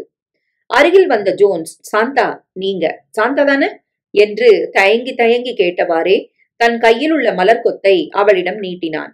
சட்டென்று ஒரு மின்னல் பளீரிட்டார் போன்ற உணர்வு சாந்தாவுக்கு. போன ஜென்மத்தில் இவனை பார்த்திருக்கிறோமோ என்று உள்ளுணர்வாய் ஏதோ ஒன்று சொல்லிற்று. எங்க சென்னை உங்களை வரவேற்கிறதுல பெருமையும் மகிழ்ச்சியும் அடையுது என்று தொண்டையடைக்க உணர்ச்சி பெருக்குடன் கூறியவள் அவன் கொடுத்த மலர்கொத்தை மனம் பூரிக்க வாங்கி கொண்டாள். சென்னை மட்டும்தானா என்றான் ஜோன்ஸ். ஏன், நானும் தான் என்ற சொல்லுடன் அவள் முகம் நாணி சிவந்தது. ஒரு பக்கமாக தலையை சாய்த்து சாந்தாவை பார்த்து, நான் நினைச்சது போலவே நீங்க ரொம்ப அழகா இருக்கீங்க என்று சொல்லிவிட்டு மொட்டு விரிந்தாற் போல் பன்னீர் தெளித்தாற் போல மெதுவாக சிரித்தான். அந்த சிரிப்பில் தன்னையே இழந்தாள் சாந்தா. ஜோன்ஸின் பார்வையில் தன்னை இழந்த உணர்ச்சி மயமான வினாடியில் தான் ஒரு பொருள் பொதிந்த வாழ்க்கைக்காக புதிதாக பிறந்திருப்பதாக ஒரு இன்ப பிரமை ஏற்பட்டது சாந்தாவுக்கு. அவனுடைய காந்த சக்திமிக்க கண்கள் அவளையும் அவளுடைய வாழ்க்கையையும் மின்சார வேகத்துடன் தம்மிடம் வசீகரித்தன. அன்று முதல் அவனை பார்க்கும்போது, அவனுடன் பேசும்போது, அவன் மாநாட்டில் அறிவுச்சுடராக மேடை மீது நின்று விவாதிக்கும் போது அவளை அறியாமலேயே ஒரு மோன நிலை அவளை ஆட்கொண்டதை உணர்ந்தாள். ஒவ்வொரு நாள் இரவும் நிகழ்ச்சிகள் எல்லாம் முடிந்த பிறகு ஜோன்ஸ் அவளை ஹாஸ்டலில் இறக்கிவிட்டு குட் நைட் சாந்தா என்று ரகசியம் பேசுவது போல் சொல்லி திரும்பவும் தான் தங்கியிருக்கும் கன்னிமரா ஹோட்டலுக்கு செல்கையில் சாந்தாவுக்கு திடீரென்று தனிமை உறுத்துகிறார் போல் தோன்றும். 15 நாட்கள் நடந்த மாநாட்டு நிகழ்ச்சிகள் முடிந்த பின் மேலும் 15 நாட்கள் சென்னையில் தான் தங்கப் போவதாக ஜோன்ஸ் சொன்னபோது அவளுக்குத்தான் எத்தனை சந்தோஷமாக இருந்தது.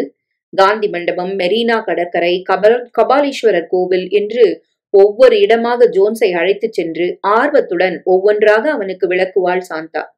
விரிவாக கண்ணகியின் கதையை அல்லது அர்த்தநாரி சிலையின் விசேஷத்தை கண்ணில் உற்சாகம் ததும்ப சொல்லிக் கொண்டிருக்கையிலேயே சட்டென்று திரும்பி பார்த்தால் ஜோன்ஸ் அவளையே பார்த்து கொண்டிருப்பான். கன்னம் சிவக்க சொன்னதையே திருப்பி திருப்பி சொல்வாள் சாந்தா. அன்றும் அப்படித்தான். பௌர்ணமி அன்று மகாபலிபுரம் போய்விட்டு திரும்புகையில் தியாகராஜரின் நன்னு பாலிம்ப பாட்டை மோகன ராகத்தில் மிக அழகாக மெல்லிய குரலில் பாடிக்கொண்டு வந்தாள். திடீரென்று அவன் கேட்டான், சாந்தா, நீங்க பாடுறது எனக்கு புரியாட்டாலும் என்னவோ உணர்ச்சி மயமானதுன்னு மட்டும் புரியுது. நீங்க என்ன பாடுனீங்க, அதை விளக்க முடியுமா? ஒரே சந்தோஷம் சாந்தாவுக்கு.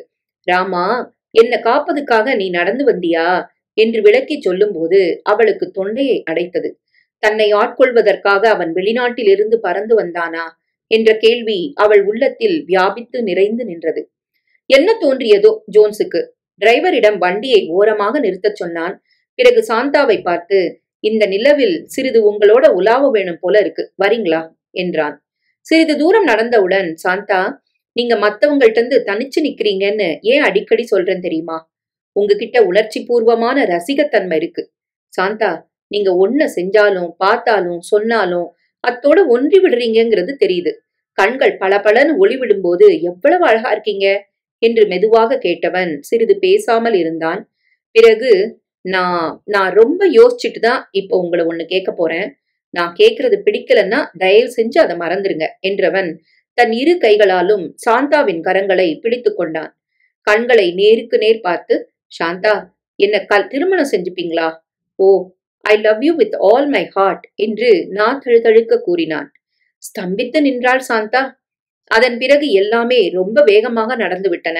சாந்தாவின் ஹாஸ்டல் அறையில் உள்ள துர்கையின் படத்திற்கு எதிரில் சுடர் சிந்தும் குத்துவிளக்கின் முன்னால் நின்று சாந்தா சொன்னபடி அவள் தலையில் கட்டு மல்லிகையை வைத்து கழுத்தில் திருமாங்கல்யத்தை அணிவித்து அதோடு தன் விருப்பப்படி விரலில் ஒரு மோதிரத்தையும் அணிவித்தான் ஜோன்ஸ். சுவாமி படத்துக்கு அருகில் அவனை நிற்க வைத்து நமஸ்காரம் செய்து எழுந்த சாந்தாவுக்கு மனமெல்லாம் என்னவோ செய்தது. சந்தோஷமா அல்லது அப்பாவுக்கு பிடிக்காததை செய்து விட்டோமே என்ற குற்ற உணர்ச்சியா என்று அவளுக்கே புரியவில்லை. ஆனால் அப்போது ஜோன்ஸ் அவளை அப்படியே குழந்தையைப் போல அணைத்துக் கொண்டு காதுக்குள், ஓ சாந்தா, நீ என் மனைவி, சாந்தா, நீ என் மனைவி என்று குரல் மங்க சொல்லி இதழ்களோடு இதழ்களை பதித்ததும் தன்னை மறந்து அவன் மேல் சாய்ந்தாள். தந்தையிடம் கூட ஒரு வார்த்தை கேட்காமல் எப்படி தன்னால் திருமணம் செய்து கொள்ள முடிந்தது? எக்காரணத்தாலும் யார் குறுக்கீட்டிலும் அவரை நான் இழந்துவிடக் கூடாது என்ற முன்ஜாகிரதையான வேகமா, அவன் அருகாமை தந்த மயக்கமா என்னவென்று இன்றும் புரியவில்லை சாந்தாவுக்கு. திருமணமான மறுநாள் ஒரு கடிதம் போட்டுவிட்டு 2 நாள் கழித்து அவனும் அவளுமாக காரில் அப்பாவை பார்க்க சென்றார்கள்.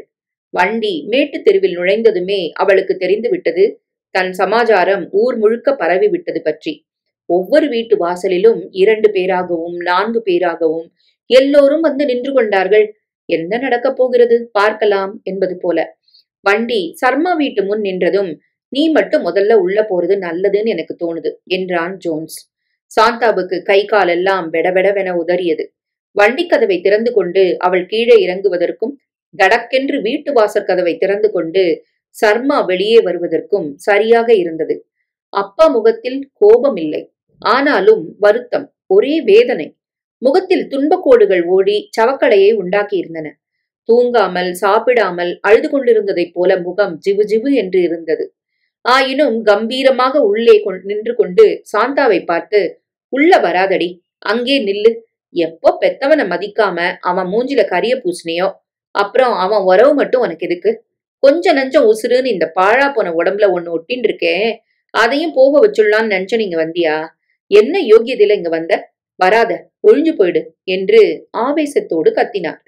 பிறகு ஒரு வினாடி தாமதித்து, அடி, மகளோட கடமையத்தான் நீ செய்யலன்னாலும் தகப்பங்கிற கடமையில ஒன்னே ஒண்ணு மட்டும் நான் உனக்கு சொல்றேன்.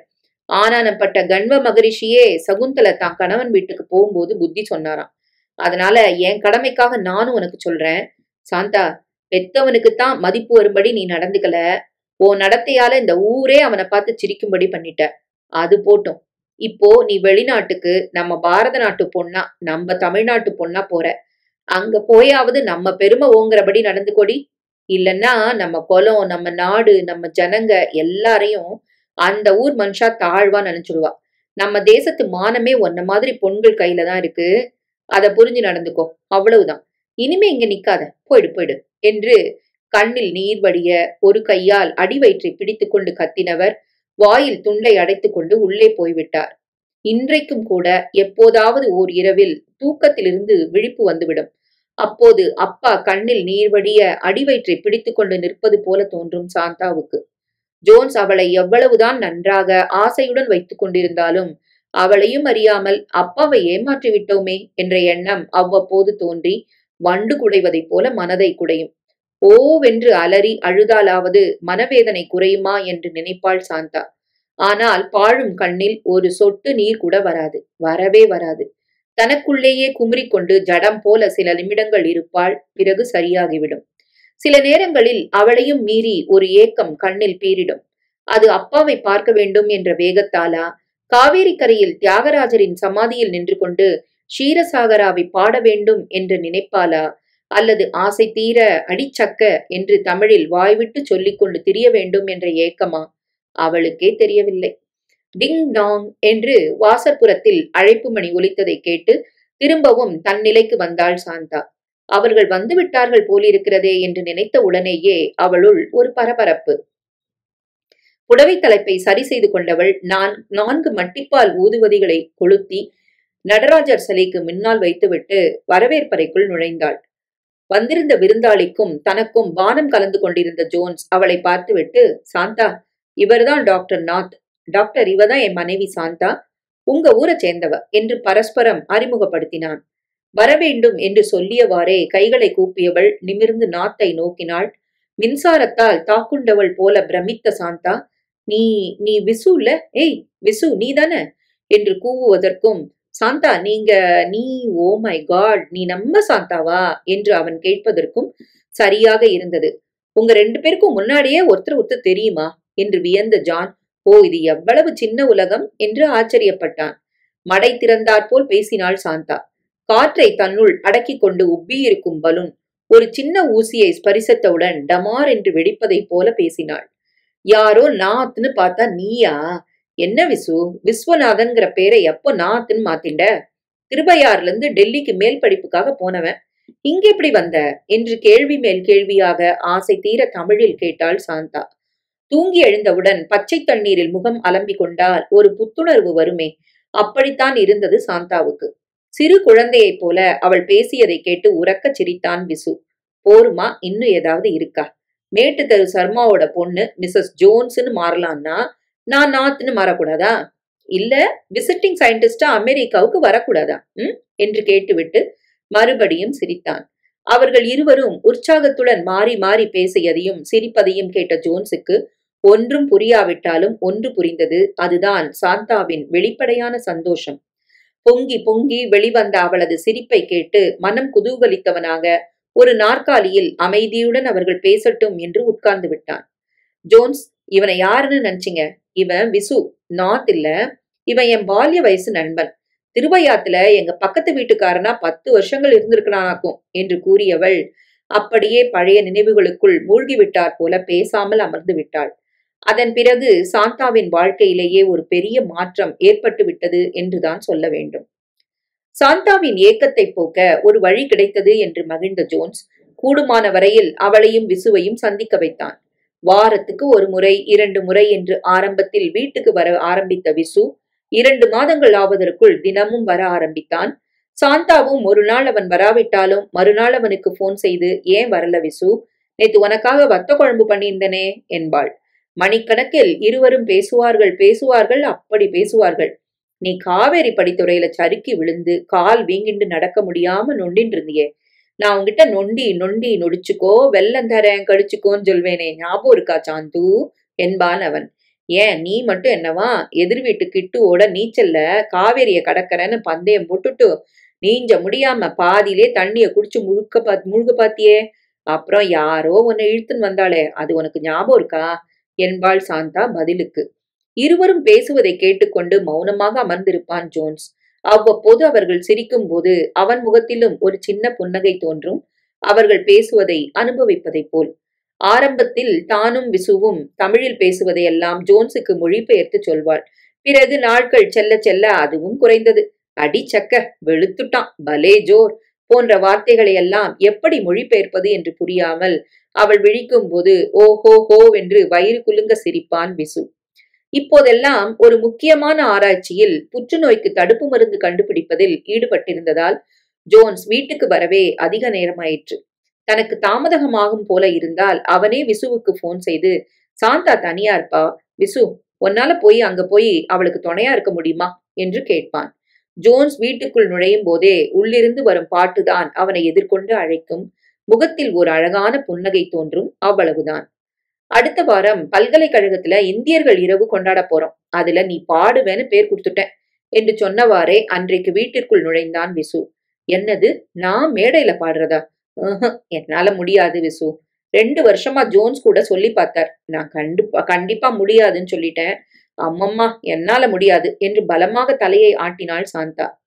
சாந்தா என்று நிதானமாக அழைத்த விசு, அனுமானுக்கு தான் திறமை தெரியாதான், மத்தவா எடுத்து சொன்னாதான் புரியுமா. அது மாதிரிதான் நீ மேடை ஏறி பாடினா எவ்வளவு நன்னா இருக்கும் தெரியுமா. தியாகராஜரும் தீட்சிதரும் புரந்தரசாசரும் இந்த நாட்டுல கொஞ்சமாவது பிரபலமானா அதுல துளி பெருமை உன்னோடதாவும் இருக்காதா சாந்தா என்று கெஞ்சி கேட்டவுடன் சாந்தாவுக்கு என்னவோ போல் ஆகிவிட்டது. கொஞ்சம் தன்னம்பிக்கை வந்து சரி என்று சொல்லிவிட்டாள். அந்த இரவுதான் எத்தனை நன்றாக அமைந்து விட்டது. இழைய இழைய ஜரிகை வேலைப்பாடு செய்த புடவை அணிந்து காதில் ஜிமிக்கிகள் குதித்தாட தலையை ஒரு பக்கமாக சாய்த்து சாந்தா எத்தனை கம்பீரமாக பாடினாள். அங்கிருந்த அனைவருமே, ப்ரொஃபசர் ஜோன்ஸ், இத்தனை நாள் உங்க மனைவி இந்த இசையெல்லாம் எங்க ஒளிச்சு வச்சிருந்தாங்க, நீங்க மாத்திரம்தான் அனுபவிக்கணும்னு வெளியில வராம தடுத்து வச்சிருந்தீங்களா என்று கேலியாக கேட்டபோது ஜோன்ஸுக்கு ஒரே பெருமை. சாந்தாவை ஆதூரத்துடன் அணைத்துக் கொண்டான். கோலாகலமாக இரவு விருந்து நடந்து கொண்டிருந்தது. அப்போதுதான் பரிசோதனை அறையிலிருந்து ஒரு விஞ்ஞானி வந்து ஆராய்ச்சியில் ஏதோ மாறுதல் இருப்பதால் உடனே வரவேண்டும் என்று ஜோன்ஸை அழைத்தார்.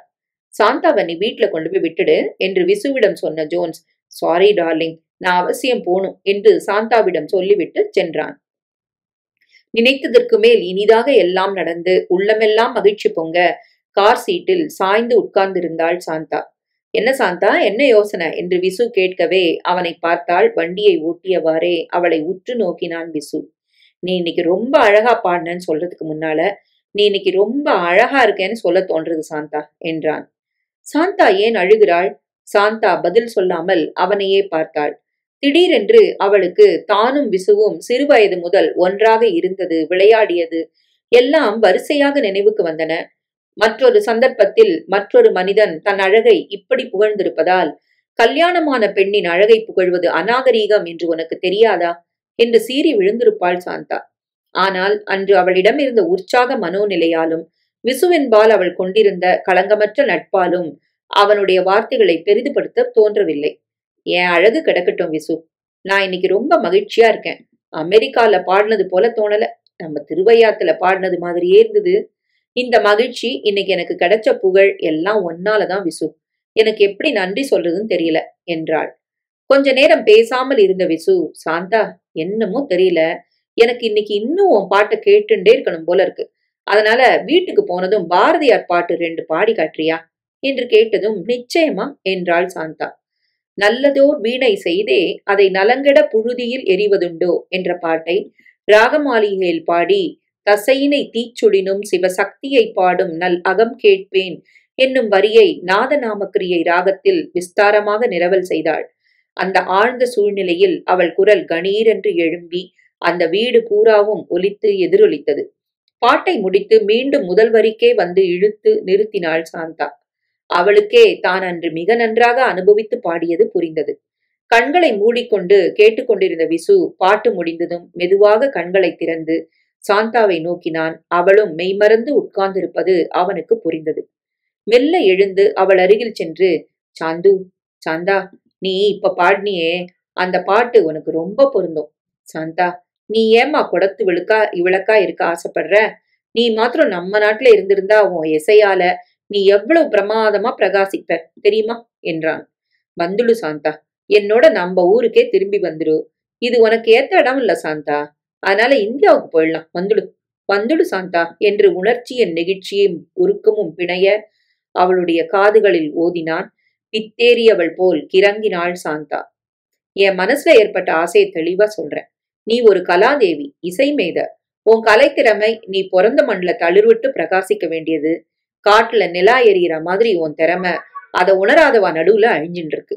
நீ உன்னையும் உன் கலையையும் நம்ம புனித தமிழ்நாட்டுக்கு அர்ப்பணம் பண்ணி அவசியமானா நீ புதுசா ஒரு வாழ்க்கையை தொடங்கணும்னு என் மனசு தவிக்கிறது. முழுக்க முழுக்க நீ தமிழ்நாட்டுக்கே சொந்தமானவளா இருக்கணுங்கிற ஆசையில தான் சொல்றேன். நான் சொல்றது தப்பா இருந்தா மன்னிச்சுடு. ஆனா அத பத்தி மட்டும் நன்னா யோசி.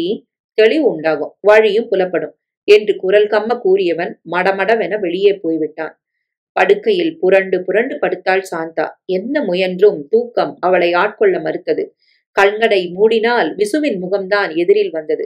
அவன் கூறிய வந்துடு சாந்தா என்ற சொற்கள் திரும்ப திரும்ப காதில் ஒலித்தன. முழுக்க முழுக்க நீ தமிழ்நாட்டுக்கே சொந்தமானவளா இருக்கணும் என்ற வார்த்தைகள் கடல் அலைகளைப் போல அவள் காதில் வந்து மோதின. படுக்கை பிடிக்காமல் எழுந்து ஜன்னலருகே வந்து திரைச்சீலையை ஒதுக்கிவிட்டு வெளியே பார்த்தாள். வெள்ளை வெளியேர் என்ற பனி சத்தமில்லாமல் வெளியே கொட்டி கொண்டிருந்தது. யாரோ மேலே நின்று கொண்டு மூட்டை மூட்டையாக பஞ்சு பொதிகளை பிரித்து கொட்டுவது போல தோன்றியது சாந்தாவுக்கு. எத்தனை முறை பார்த்தாலும் அலுக்காத அந்த காட்சியில் கூட அன்று அவள் மனம் லயிக்கவில்லை. லேசான அந்த பனி பறந்து விழுவதைப் போல தன் மனச்சுமையும் பறந்து மனம் லேசாகி விடாதா என்றுதான் அவளுக்கு தோன்றியது. வந்துடு சாந்தா, வந்துடு. இந்த வார்த்தைகளுக்குத்தான் எவ்வளவு வேகம் இருக்கிறது. தம் தம் என்று தூரத்தில் கேட்கும் பறை சப்தம் கிட்டே வந்து நம்மை கடந்து செல்லும் போது அந்த இடத்தையே அதிரச் செய்து கொண்டு போகுமே. அதைப் போல விசுவின் வார்த்தைகளும் நேரமாக ஆக சாந்தாவின் மனதின் ஒவ்வொரு அணுவிலும் புகுந்து கொண்டு இதய துடிப்போடு கலந்து ஒலிப்பதைப் போல அவளுக்கு தோன்றியது. கண்களை மூடிக்கொண்டாள். சாந்தாவின் மனக்கண்ணில் பச்சை பசேல் என்ற நெற்பயிர்கள் பாய் விரித்தாற்போல் கண்ணு கெட்டியவரை தெரிந்தது. வரிசை வரிசையாக இருந்த தென்னை வாழை மரங்களெல்லாம் காற்றில் அழகாக ஆடி தம் இலைகளை அசைத்து வா சாந்தா வா என்று அழைப்பது போல இருந்தது. ஓவென்று அலறி அழ வேண்டும் போல் இருந்தது சாந்தாவுக்கு. சட்டென்று திரும்பி தூங்கிக் கொண்டிருந்த ஜோன்ஸின் முகத்தை பார்த்தாள். அவனை கண்ட மாத்திரத்தில் அவள் நெஞ்சை என்னவோ செய்தது. ஐயோ, இந்த வெள்ள மனசு குழந்தைக்கா நாம துரோகம் நினைக்கிறோம் என்று குமுறியவள் திரும்பவும் படுக்கையில் வந்து அமர்ந்தாள். என்ன தோன்றியதோ குனிந்து ஜோன்ஸின் நெற்றியில் தன் இதழ்களை பதித்தாள். மனதிற்குள் ஒரு நிம்மதியான உணர்வு. கடவுளே, எனக்கு ஸ்திர புத்தியத்தா என்று தன்னுள் கூறிக்கொண்டே கண்களை மூடியவள் எப்போது உறங்கினாளோ அவளுக்கே தெரியாது. தூங்கி எழுந்ததும் விசுவை மீண்டும் சந்திக்க கூடாது என்று தனக்குள் உறுதி கொண்டாள் சாந்தா. ஆனால் அந்த எண்ணத்தை சரியாக ஒரு நாள் கூட அவளால் காக்க முடியவில்லை. அன்று மாலை விசு போனில் அங்க வரட்டுமா சாந்தா என்று கேட்டபோது வேண்டாம் என்று சொல்ல நினைத்தவளுக்கு எப்படிதான் சரி என்று சொன்னோம் என்றே புரியவில்லை. இப்போ என்ன நடந்துடுதுன்னு இப்படி உட்கார்ந்திருக்க சாந்தா? நான் தவறா ஏதாவது சொன்னேனா? இல்லையே, பின்ன எதுக்காக இப்படி என்று திரும்ப திரும்ப விசு கேட்டபோது அவளால் ஒன்றுமே சொல்ல முடியவில்லை. விசு, தயவு செஞ்சு என்னை கொஞ்சம் தனியா விட்டுட. என் மனசு ரொம்ப குழம்பி கிடக்கு. கொஞ்சம் யோசிச்சாதான் எனக்கே என்ன ஏதுன்னு புரியும். பிளீஸ். சரி என்று விசுவும் பேசாமல் எழுந்து சென்று விட்டான். ஆனால் அவன் போன பிறகு சாந்தாவுக்குத்தான் மனம் கிடந்து அடித்து கொண்டது. அப்படி என்ன அவன் சொல்லிட்டான்? நம்ம இசைத்திறன் முறையா பெருமை அடையவும் நம் வாழ்க்கை அதற்குரிய இயல்பான இடத்தில் தலைக்கவும் தானே யோசனை சொல்றான். ஜோன்ஸின் அன்பை தவிர வேற எதுல நான் ஒன்றி இருக்கேன் இந்த நாட்டுல? விசு வந்திருக்கிறது தெரியாத நிலையில கூட நார்த் என்ற இந்தியன் என்று அவனை பற்றி கேள்விப்பட்டதுமே என் மனம் இந்தியா காவேரி என்று துடிக்கவில்லையா? அதற்காக ஏங்கவில்லையா? அதுதானே என் மனம் இயல்பாக ஒன்றி போயிருக்கும் இடம். அதை விட்டு இங்கு வாழ்வது ஒரு செயற்கை வாழ்க்கைத்தானே. அதை புரிந்து கொண்டு விசு பேசுகிறான். அவனை போய் குற்றம் சொல்லலாமா என்று தனக்குள்ளே புழுங்கினாள். அதனால்தான் மறுபடியும் 2 நாட்கள் கழித்து அவளாகவே சென்று விசுவை சந்தித்தாள். மௌனமாக இருவரும் பல்கலைக்கழகத்தை அடுத்துள்ள பூங்காவில் நடந்து கொண்டிருந்தார்கள். சாந்தா அமைதியை கலைத்தாள். நான் அன்னைக்கு ஏதாவது பண்பில்லாம உன் மனசு நோகும்படி பேசியிருந்தா என்ன மன்னிச்சுடு விசு. மன்னிக்கிறதுக்கு என்ன இருக்கு சாந்தா? என் மனசுக்கு என்னமோ நீ இங்க பாலைவனத்து நிலாவா இருக்க மாதிரி பட்டுது. அத சொன்னேன், அவ்வளவுதான். அப்புறம் ஓ இஷ்டம் இல்லையா? நானும் ரொம்ப சுவாதீனமா பேசியிருக்க கூடாது. தப்பு என்னோடதும் தான். விசு இப்படி வருத்தப்பட்டு பேசியதும் சாந்தாவுக்கு என்னவோ போல ஆகிவிட்டது. அவள் குணமே அப்படித்தான். யாராவது துளி வருத்தப்பட்டாலும் அவள் மனம் பொறுக்காமல் தழைந்து போய் விட்டு கொடுத்து விடுவாள். சச்ச, என்ன விசு, எனக்கு நல்லதுக்கு தானே நீ சொன்ன, பின்ன ஏன் வருத்தப்படுற என்று சமாதானம் செய்தவள் சிறிது தயங்கி, விசு, நீ சொன்னதை நானும் யோசிச்சு பார்த்தேன். 4 நாளா இதை தவிர எனக்கு வேற சிந்தனையே இல்லைன்னு கூட சொல்லலாம். யோசிக்க யோசிக்க பைத்தியமே பிடிக்கும் போல இருக்கு. இந்தியாவுக்கு திரும்பி போகணுங்கிற எண்ணம் எனக்குள்ள பேயாட்டம் போடுறது உண்மைதான். அதை புரிஞ்சுண்டு நீயும் அதை நன்னா தூண்டி விட்டுட்ட. இப்ப நான் என்ன சொல்றது, என்ன பண்றது சொல்லு. விசு, நீயே சொல்லு. ஜோன்ஸ் எப்படி நான் விட்டுட்டு வர்றது? என்ன சொல்லிட்டு வர்றது விசு? நான் இந்தியாவுக்கு திரும்பி வந்தாலும் அங்க என்னம்மா, எப்படி வாழ முடியும் சொல்லு விசு என்று உணர்ச்சி வசப்பட்டு பேசினாள் சாந்தா. அவள் அந்த நிமிடம் மனபலம் இல்லாதவளாக இருக்கிறாள் என்பதை அறிந்தது போல மெல்ல மெல்ல நைச்சியமாக பேச்சு கொடுத்தான் விசு. இந்தியாவுக்கு திரும்பி வந்து என்ன பண்றதுன்னு கேக்குறியே, நான் சொல்லட்டுமா? கோச்சுக்காம இருந்தா சொல்றேன். திரும்ப கல்யாணம் செஞ்சுக்கணும் என்றான் விசு. என்ன சொல்ற விசு? இன்னொரு கல்யாணமா? ஏன் ஜோன்ஸ விட்டுட்டா? மாட்டவே மாட்டேன். இந்த அந்நிய பூமியிலையும் அந்நிய சூழ்நிலையிலும் நான் துணிச்சலா வாழ்றேன்னா அதுக்கு அவரோட அன்புதான் காரணம். அவருக்கு துரோகம் செய்ய மாட்டேன் என்றாள் சாந்தா ஆவேசத்துடன். அந்த குழப்பமான நிலையிலும் அவளுடைய உறுதி தீபமாக சுடர்விட்டது. அவளுடைய உறுதியைக் கண்டு விசுவின் முகம் ஒரு கணம் சுருங்கியது. இருந்தாலும் தன் கள்ளச்சிரிப்பின் மூலம் அதை மறைத்துக் கொண்டு சாமர்த்தியமாக பேசினான். ஏன் சாந்தா பதட்டப்படுற? நான் என்ன சொல்லிட்டேன்? நீ வாழறதுன்னா இன்னொரு கல்யாணம் வேணாலும் செஞ்சுக்கலான்னு தான் சொல்ல வந்தேன். அது நீ பழகி இருக்கிற இந்த நாட்டு கலாச்சாரத்துல ரொம்ப சகஜம். ஏன், நம்ம நாட்டுல கூட அது தப்பு இல்லைன்னு எல்லாரும் ஒத்துக்கிற மனோபக்குவம் வந்தாச்சு. நீ இஷ்டப்பட்டா அந்த தாம்பத்திய வாழ்க்கையும் நீ இழக்க வேண்டியிருக்காது. தாம்பத்திய வாழ்க்கை உன்னத்துக்காக நீ உன் மனசு லயிக்காத எந்த இடத்துல செயற்கையா வாழ வேண்டாம். இதுதான் என் அபிப்பிராயம். எனக்கு தோணுனதை நான் சொல்றேன் சாந்தா. உன்னால நான் சொல்றதை ஏத்துக்க முடியறதோ இல்லையோ அதை நீயே முடிவு பண்ணிக்கோ. வாழ்க்கைங்கிறது வெறும் தாம்பத்திய சுகத்தோட நிறைஞ்சு போயிடுறது இல்ல. அதுக்கு பலவித லைப்புகள் வேணும். காலமும் சூழ்நிலைகளும் வேகமா மாறி இருக்கிற இந்த காலத்துல ஒரு பொண்ணோ ஆணோ தன் இல்லற சுகத்தோட மட்டும் வாழ்க்கை நிறைஞ்சு போயிடுறதா நம்புறது ஒரு பிரமை. அதுக்கு மேலேயும் உலகம் இருக்கு, மகிழ்ச்சி இருக்கு. காவேரின்னு சொன்னதும் ஏன் மனசு துடிக்கிறது? திருவையாறுன்னு சொன்னதும் ஏன் உன் மனசு பரவசமாறுது? அதெல்லாம் அர்த்தமில்லாத உணர்ச்சிகளா? புதுசா சில காரியங்களை செய்யும் போது தயக்கமாத்தான் இருக்கும். நீ உன் மகிழ்ச்சியை தேடி அமெரிக்காவுக்கு வந்த, இப்போ அது பூரணமாச்சா? இல்லன்னு உணர்ந்தா உன் வாழ்க்கையை மாத்தி அமைச்சுக்கலாம். அவன் வார்த்தைகள் அவள் உள்ளத்திற்குள் புயலாக புகுந்து அவளை தடுமாற வைத்து அலைக்கடித்தன. என்ன தனிமையில விடு விசு, நான் யோசிக்கணும் என்றாள். ஆனால் தனிமை இன்னும் பயங்கரமாக அவளை குழப்பியது.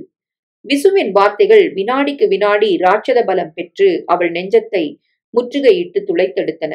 ஜோன்ஸ் வேறு ஆராய்ச்சி ஆராய்ச்சி என்று சதா ஆராய்ச்சி கூடத்தில் பொழுதை கழிக்க வேண்டியிருந்தது. சாந்தா துணையின்றி தனிமையில் விசுவின் வார்த்தைகளுக்கு மெல்ல மெல்ல பலியாகிக் கொண்டே வந்தாள். இப்படி செய்யலாமா என்ற கேள்வி மாறி இப்படி செய்தால் என்ன தவறு என்று கேட்கத் தொடங்கியது மனம். கடைசியில் அந்த முடிவுக்கே வந்து விட்டாள். விசு, நம்ம மண் என்னை இழுக்கிறது. அந்த ஈர்ப்பிலிருந்து என்னால தப்ப முடியல. நான் உன்னோட வரேன். ஆனா ஜோன்ஸ் கிட்ட முகத்துக்கு நேரா சொல்லிட்டு புறப்பட எனக்கு துணிச்சல் இல்ல. அவருக்கு தெரியாமலே போயிடலாம் என்றாள் விசுவிடம். விசு உற்சாகமாக ஏற்பாடுகளில் மூழ்கினார். ஒரு வாரமாகவே இந்தியாவுக்கு புறப்படும் நாள் நெருங்க நெருங்க சாந்தாவுக்குத்தான் செய்யக்கூடாததை செய்வது போல ஒரு பிரமை. தடால் தடால் என்று சாமான்களை எல்லாம் கை நழுவ விட்டு கொண்டிருந்தாள். எப்போதும் அடி வயிற்றை பிசைந்தாற் போல ஒரு வேதனை. சாப்பாடு தூக்கம் இரண்டையும் விட்டே பல நாட்கள் ஆயின என்று கூட சொல்லலாம். ஜோன்ஸ் கூட 2 நாட்களுக்கு முன்பு கேட்டான். என்ன சாந்தா, ரத்தமே இல்லாத மாதிரி உன் முகம் இப்படி வெளுத்திருக்கு? சரியா சாப்பிட மாட்டேங்கிற? உடம்பு சரியில்லையா? டாக்டர்கிட்ட போலாமா? ஒண்ணும் இல்ல, இந்த வின்டர் குளிர் அதிகம், அவ்வளவுதான் என்று பதிலுக்கு சொன்னாள் சாந்தா. நடுநடுவில் இன்னும் ஒரு வாரத்துல நம்ம திருவாயாறுல இருப்போம், இன்னும் 6 நாட்கள் 5 நாட்கள் என்று விசு கொடுத்து கொண்டிருந்த உற்சாகமான வார்த்தைகள் தான் அவளை தைரியமாக இருக்க வைத்தன. வந்துட்டேன் என்று சொல்லிக்கொண்டு அந்த நாளும் வந்து விட்டது. முதல் நாளே விசு, நாம சரியா சாயந்தரம் 4 மணிக்கு கிளம்பணும். நான் வண்டியோட உங்க வீட்டுக்கு 3:45 வரேன், தயாரா இரு என்று சொல்லிவிட்டான். கடைசி நிமிஷம் வரை தள்ளி போட்டு கொண்டிருந்த காரியத்தை செய்வதற்காக உட்கார்ந்தாள் சாந்தா. ஜோன்ஸுக்கு என்ன எழுதுவது? இதே சிந்தனைதான் அவளுக்கு.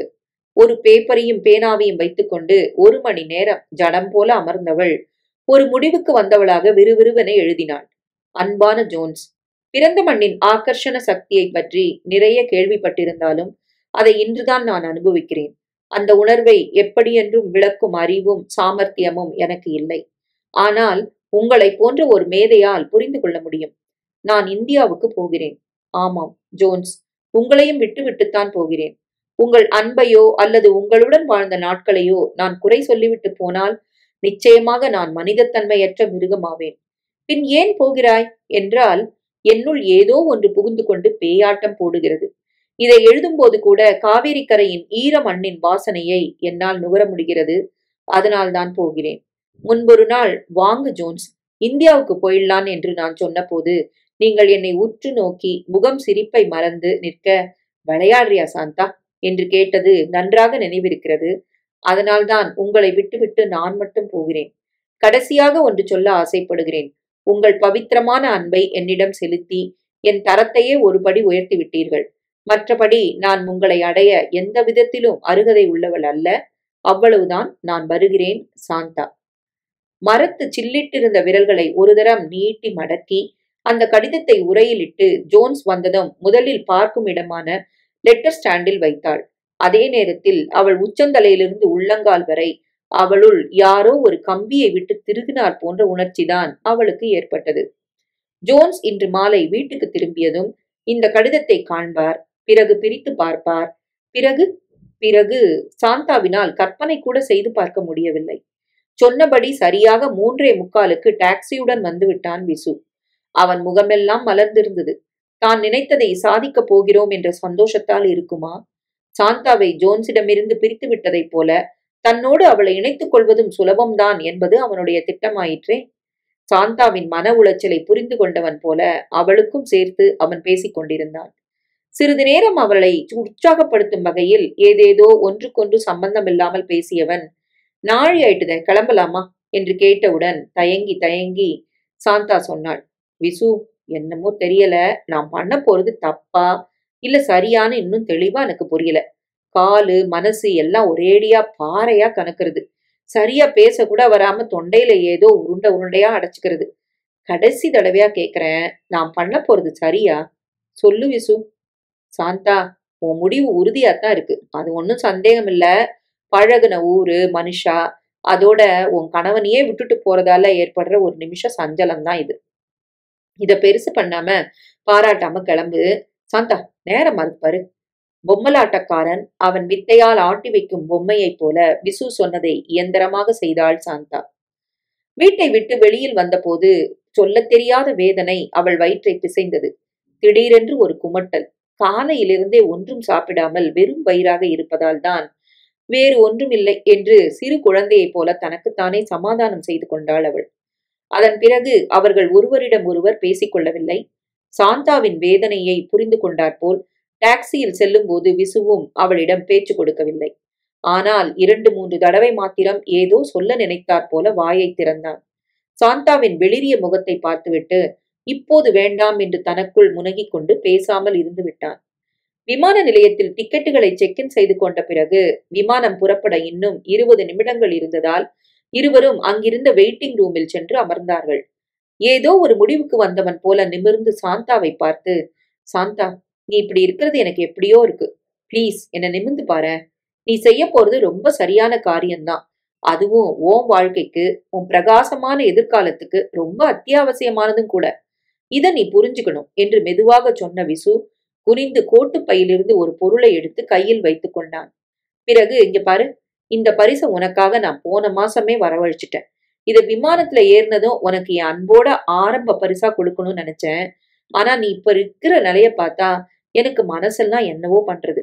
அதனால உன்னை சந்தோஷப்படுத்தணுங்கிற ஆசையில இதை உனக்கு இப்பவே என் பரிசா கொடுத்துடுறேன், எடுத்துக்கோ சாந்தா என்றான். நீட்டி அவன் கையிலிருந்து அந்த பொருளை எடுத்த சாந்தா அதை மெதுவாக திருப்பி பார்த்தாள். அழகான காகிதத்தால் சுற்றப்பட்டிருந்த அந்த பொருள் என்னவாக இருக்கும் என்று அவளால் யூகிக்க முடியவில்லை. மெல்ல மெல்ல அந்த காகிதத்தை பிரித்தாள். 2 சுற்று காகிதத்தை பிரித்ததுமே அதனுள் என்ன இருக்கிறது என்று புரிந்து விட்டதைப் போல இருந்தது. திடீரென்று அவளுள் ஒரு நடுக்கம் தோன்றி மெதுவாக அவள் உடல் பூராவுமே பரவ ஆரம்பித்தது. கொதித்து கொண்டிருக்கும் எரிமலை குழம்பு வெடிப்பதற்கு முன்னால் மலையுச்சியில் ததும்பி கொண்டிருப்பதை போன்ற வேகம். மெல்லிய டிஷ்யூ காகிதத்தை அவிழ்த்த சாந்தாவின் கையில் பளீரென்று அந்த பொருள் பளிச்சிட்டது. அதை பார்த்த சாந்தாவின் கண்கள், உடல் எல்லாமே கூசி நடுங்கின. அழகிய சின்னஞ்சிறு கலர் கண்ணாடி துண்டுகள் பதிக்கப்பட்ட அந்த தஞ்சாவூர் குங்குமச் சிமிழ் அவள் சிவந்த உள்ளங்கையில் அழகாக அமர்ந்திருந்தது. அந்த சிமிழின் ஒவ்வொரு கண்ணாடி துண்டிலும் சாந்தாவின் பிரதிபிம்பம் தெரிந்தது. அவற்றை பார்க்கும்போது சட்டென்று தான் 100கணக்கில் அணு அணுவாக பிரிந்து போய் மனிதத்தன்மையையே இழந்து கரைந்து உருகும் ஒரு மண்மேட்டை போல் அங்கு நிற்பதாகத்தான் சாந்தாவுக்கு தோன்றியது. அத்தனை கண்ணாடி துண்டுகளில் இருந்த சாந்தாக்களும், நீயும் ஒரு பாரத பெண்ணா என்று இரு கைகளையும் நீட்டிக்கொண்டு உரக்க கத்துவது அவளுக்கு கேட்டது. அவை மாத்திரமல்ல, அந்த விமான கூடத்தில் இருந்த ஒவ்வொருவரும் அதையே கேட்டது போல் அவளுக்கு தோன்றியது. ஆயிரம் ஆயிரம் குரல்கள் ஒன்று போல முழங்கி அந்த சப்தம் மேலே எழும்பி ஆகாயம் வரை வியாபிப்பதை சாந்தா உணர்ந்தாள். அடி உதட்டை கடித்துக்கொண்டு அந்த சிமிழை திறந்தாள். உள்ளே இருந்த இரத்த சிவப்பு குங்குமம் அவளுக்கு தன் ஹாஸ்டல் அறையில் மாட்டியிருந்த துர்கையின் முகத்தையும் நாக்கையுமே நினைவூட்டியது. அந்த நேரத்தில் அது குங்குமம் என்பதே அவளுக்கு மறந்து போயிற்று. அவளுள் பொங்கிக் கொண்டிருந்த எரிமலை குழம்பு வெளியே வந்து அவள் மேனியெல்லாம் பரவி அதில் அவள் வெந்து கருகுவதை மனக்கண்ணால் பார்த்தாள். அந்த குழம்பினூடே ஒரு உருவம் அடிவயிற்றை பிடித்துக்கொண்டு கண்ணில் கரகரவென்று நீர்வடிய நின்று கொண்டிருப்பது தெரிந்தது. யாரது என்று உற்று பார்த்தால் அவளுடைய தந்தை. அடி, நீ பாரத பெண், வெளிநாட்டுக்கு போற, அங்க போயாவது நம்ம நாடு உயர்ற வகையில நடந்துக்கோன்னு சொன்னேன், மறந்துட்டியா என்று சிங்க குரலில் கேட்பது புரிந்தது. அப்பா என்று வாய்விட்டு அலறினாள் சாந்தா. மேனியெல்லாம் யாரோ ஊசி கொண்டு சுருக் சுருக்கென்று குத்துவதை போன்ற வேதனை. ஐயோ அப்பா என்று தான் விமான கூடத்தில் இருப்பதையும் எல்லோரும் தன்னையே கவனிப்பதையும் மறந்து மறுபடியும் கத்தினாள். அவள் உணர்ச்சி வயப்பட்டு விட்டாள் என்பதை அறிந்த விசு அருகில் போய் கையை பிடித்தான். கம்பளி பூச்சியை தொட்டுவிட்ட அருவருப்புடன் அவன் கையை உதறினாள் சாந்தா. தொடாத, என்ன தொடாத விசு. நான் பாரத நாட்டு பொண்ணு, அதுவும் தமிழ்நாட்டு பொண்ணு.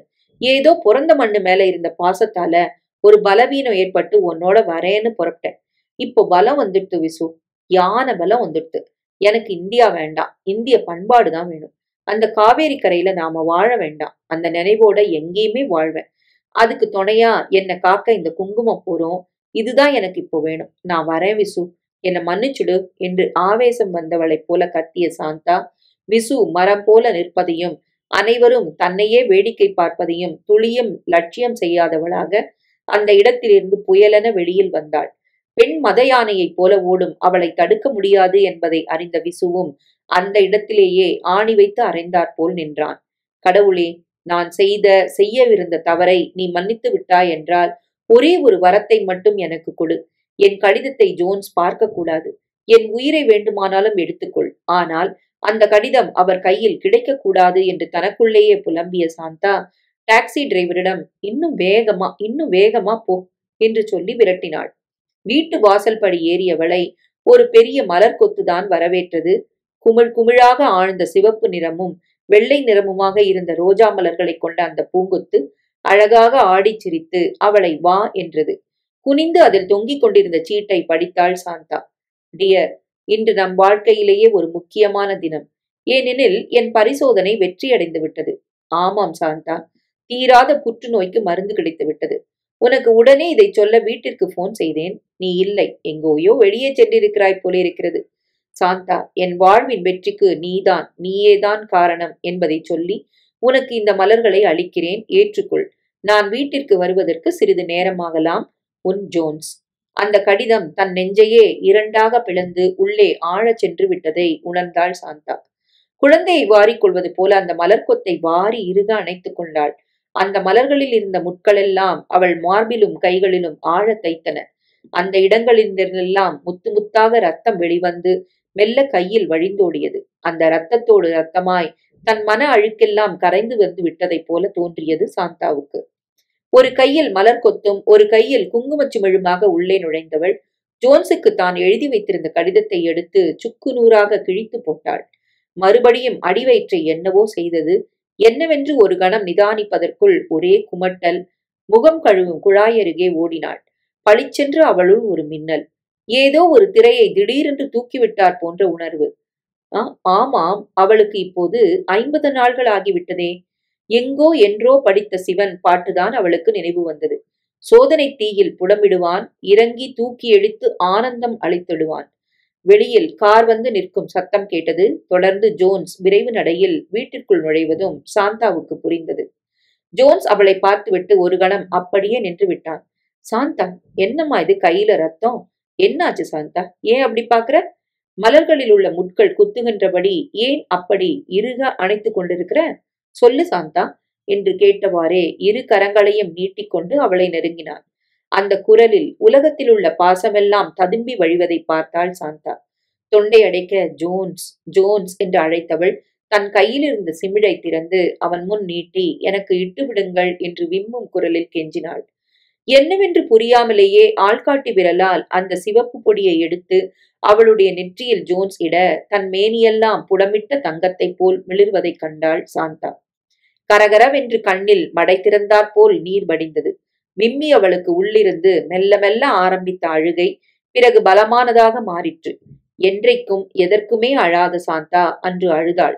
கதறி கதறி தன்னைத்தானே கரைத்து கொண்டு அந்த கடவுளின் கருணையை, அவள் எதிரில் மனித உறவில் நிற்கும் அன்பு தெய்வத்தை நினைத்து நினைத்து அம்மா என்று அலறி அழுதாள்.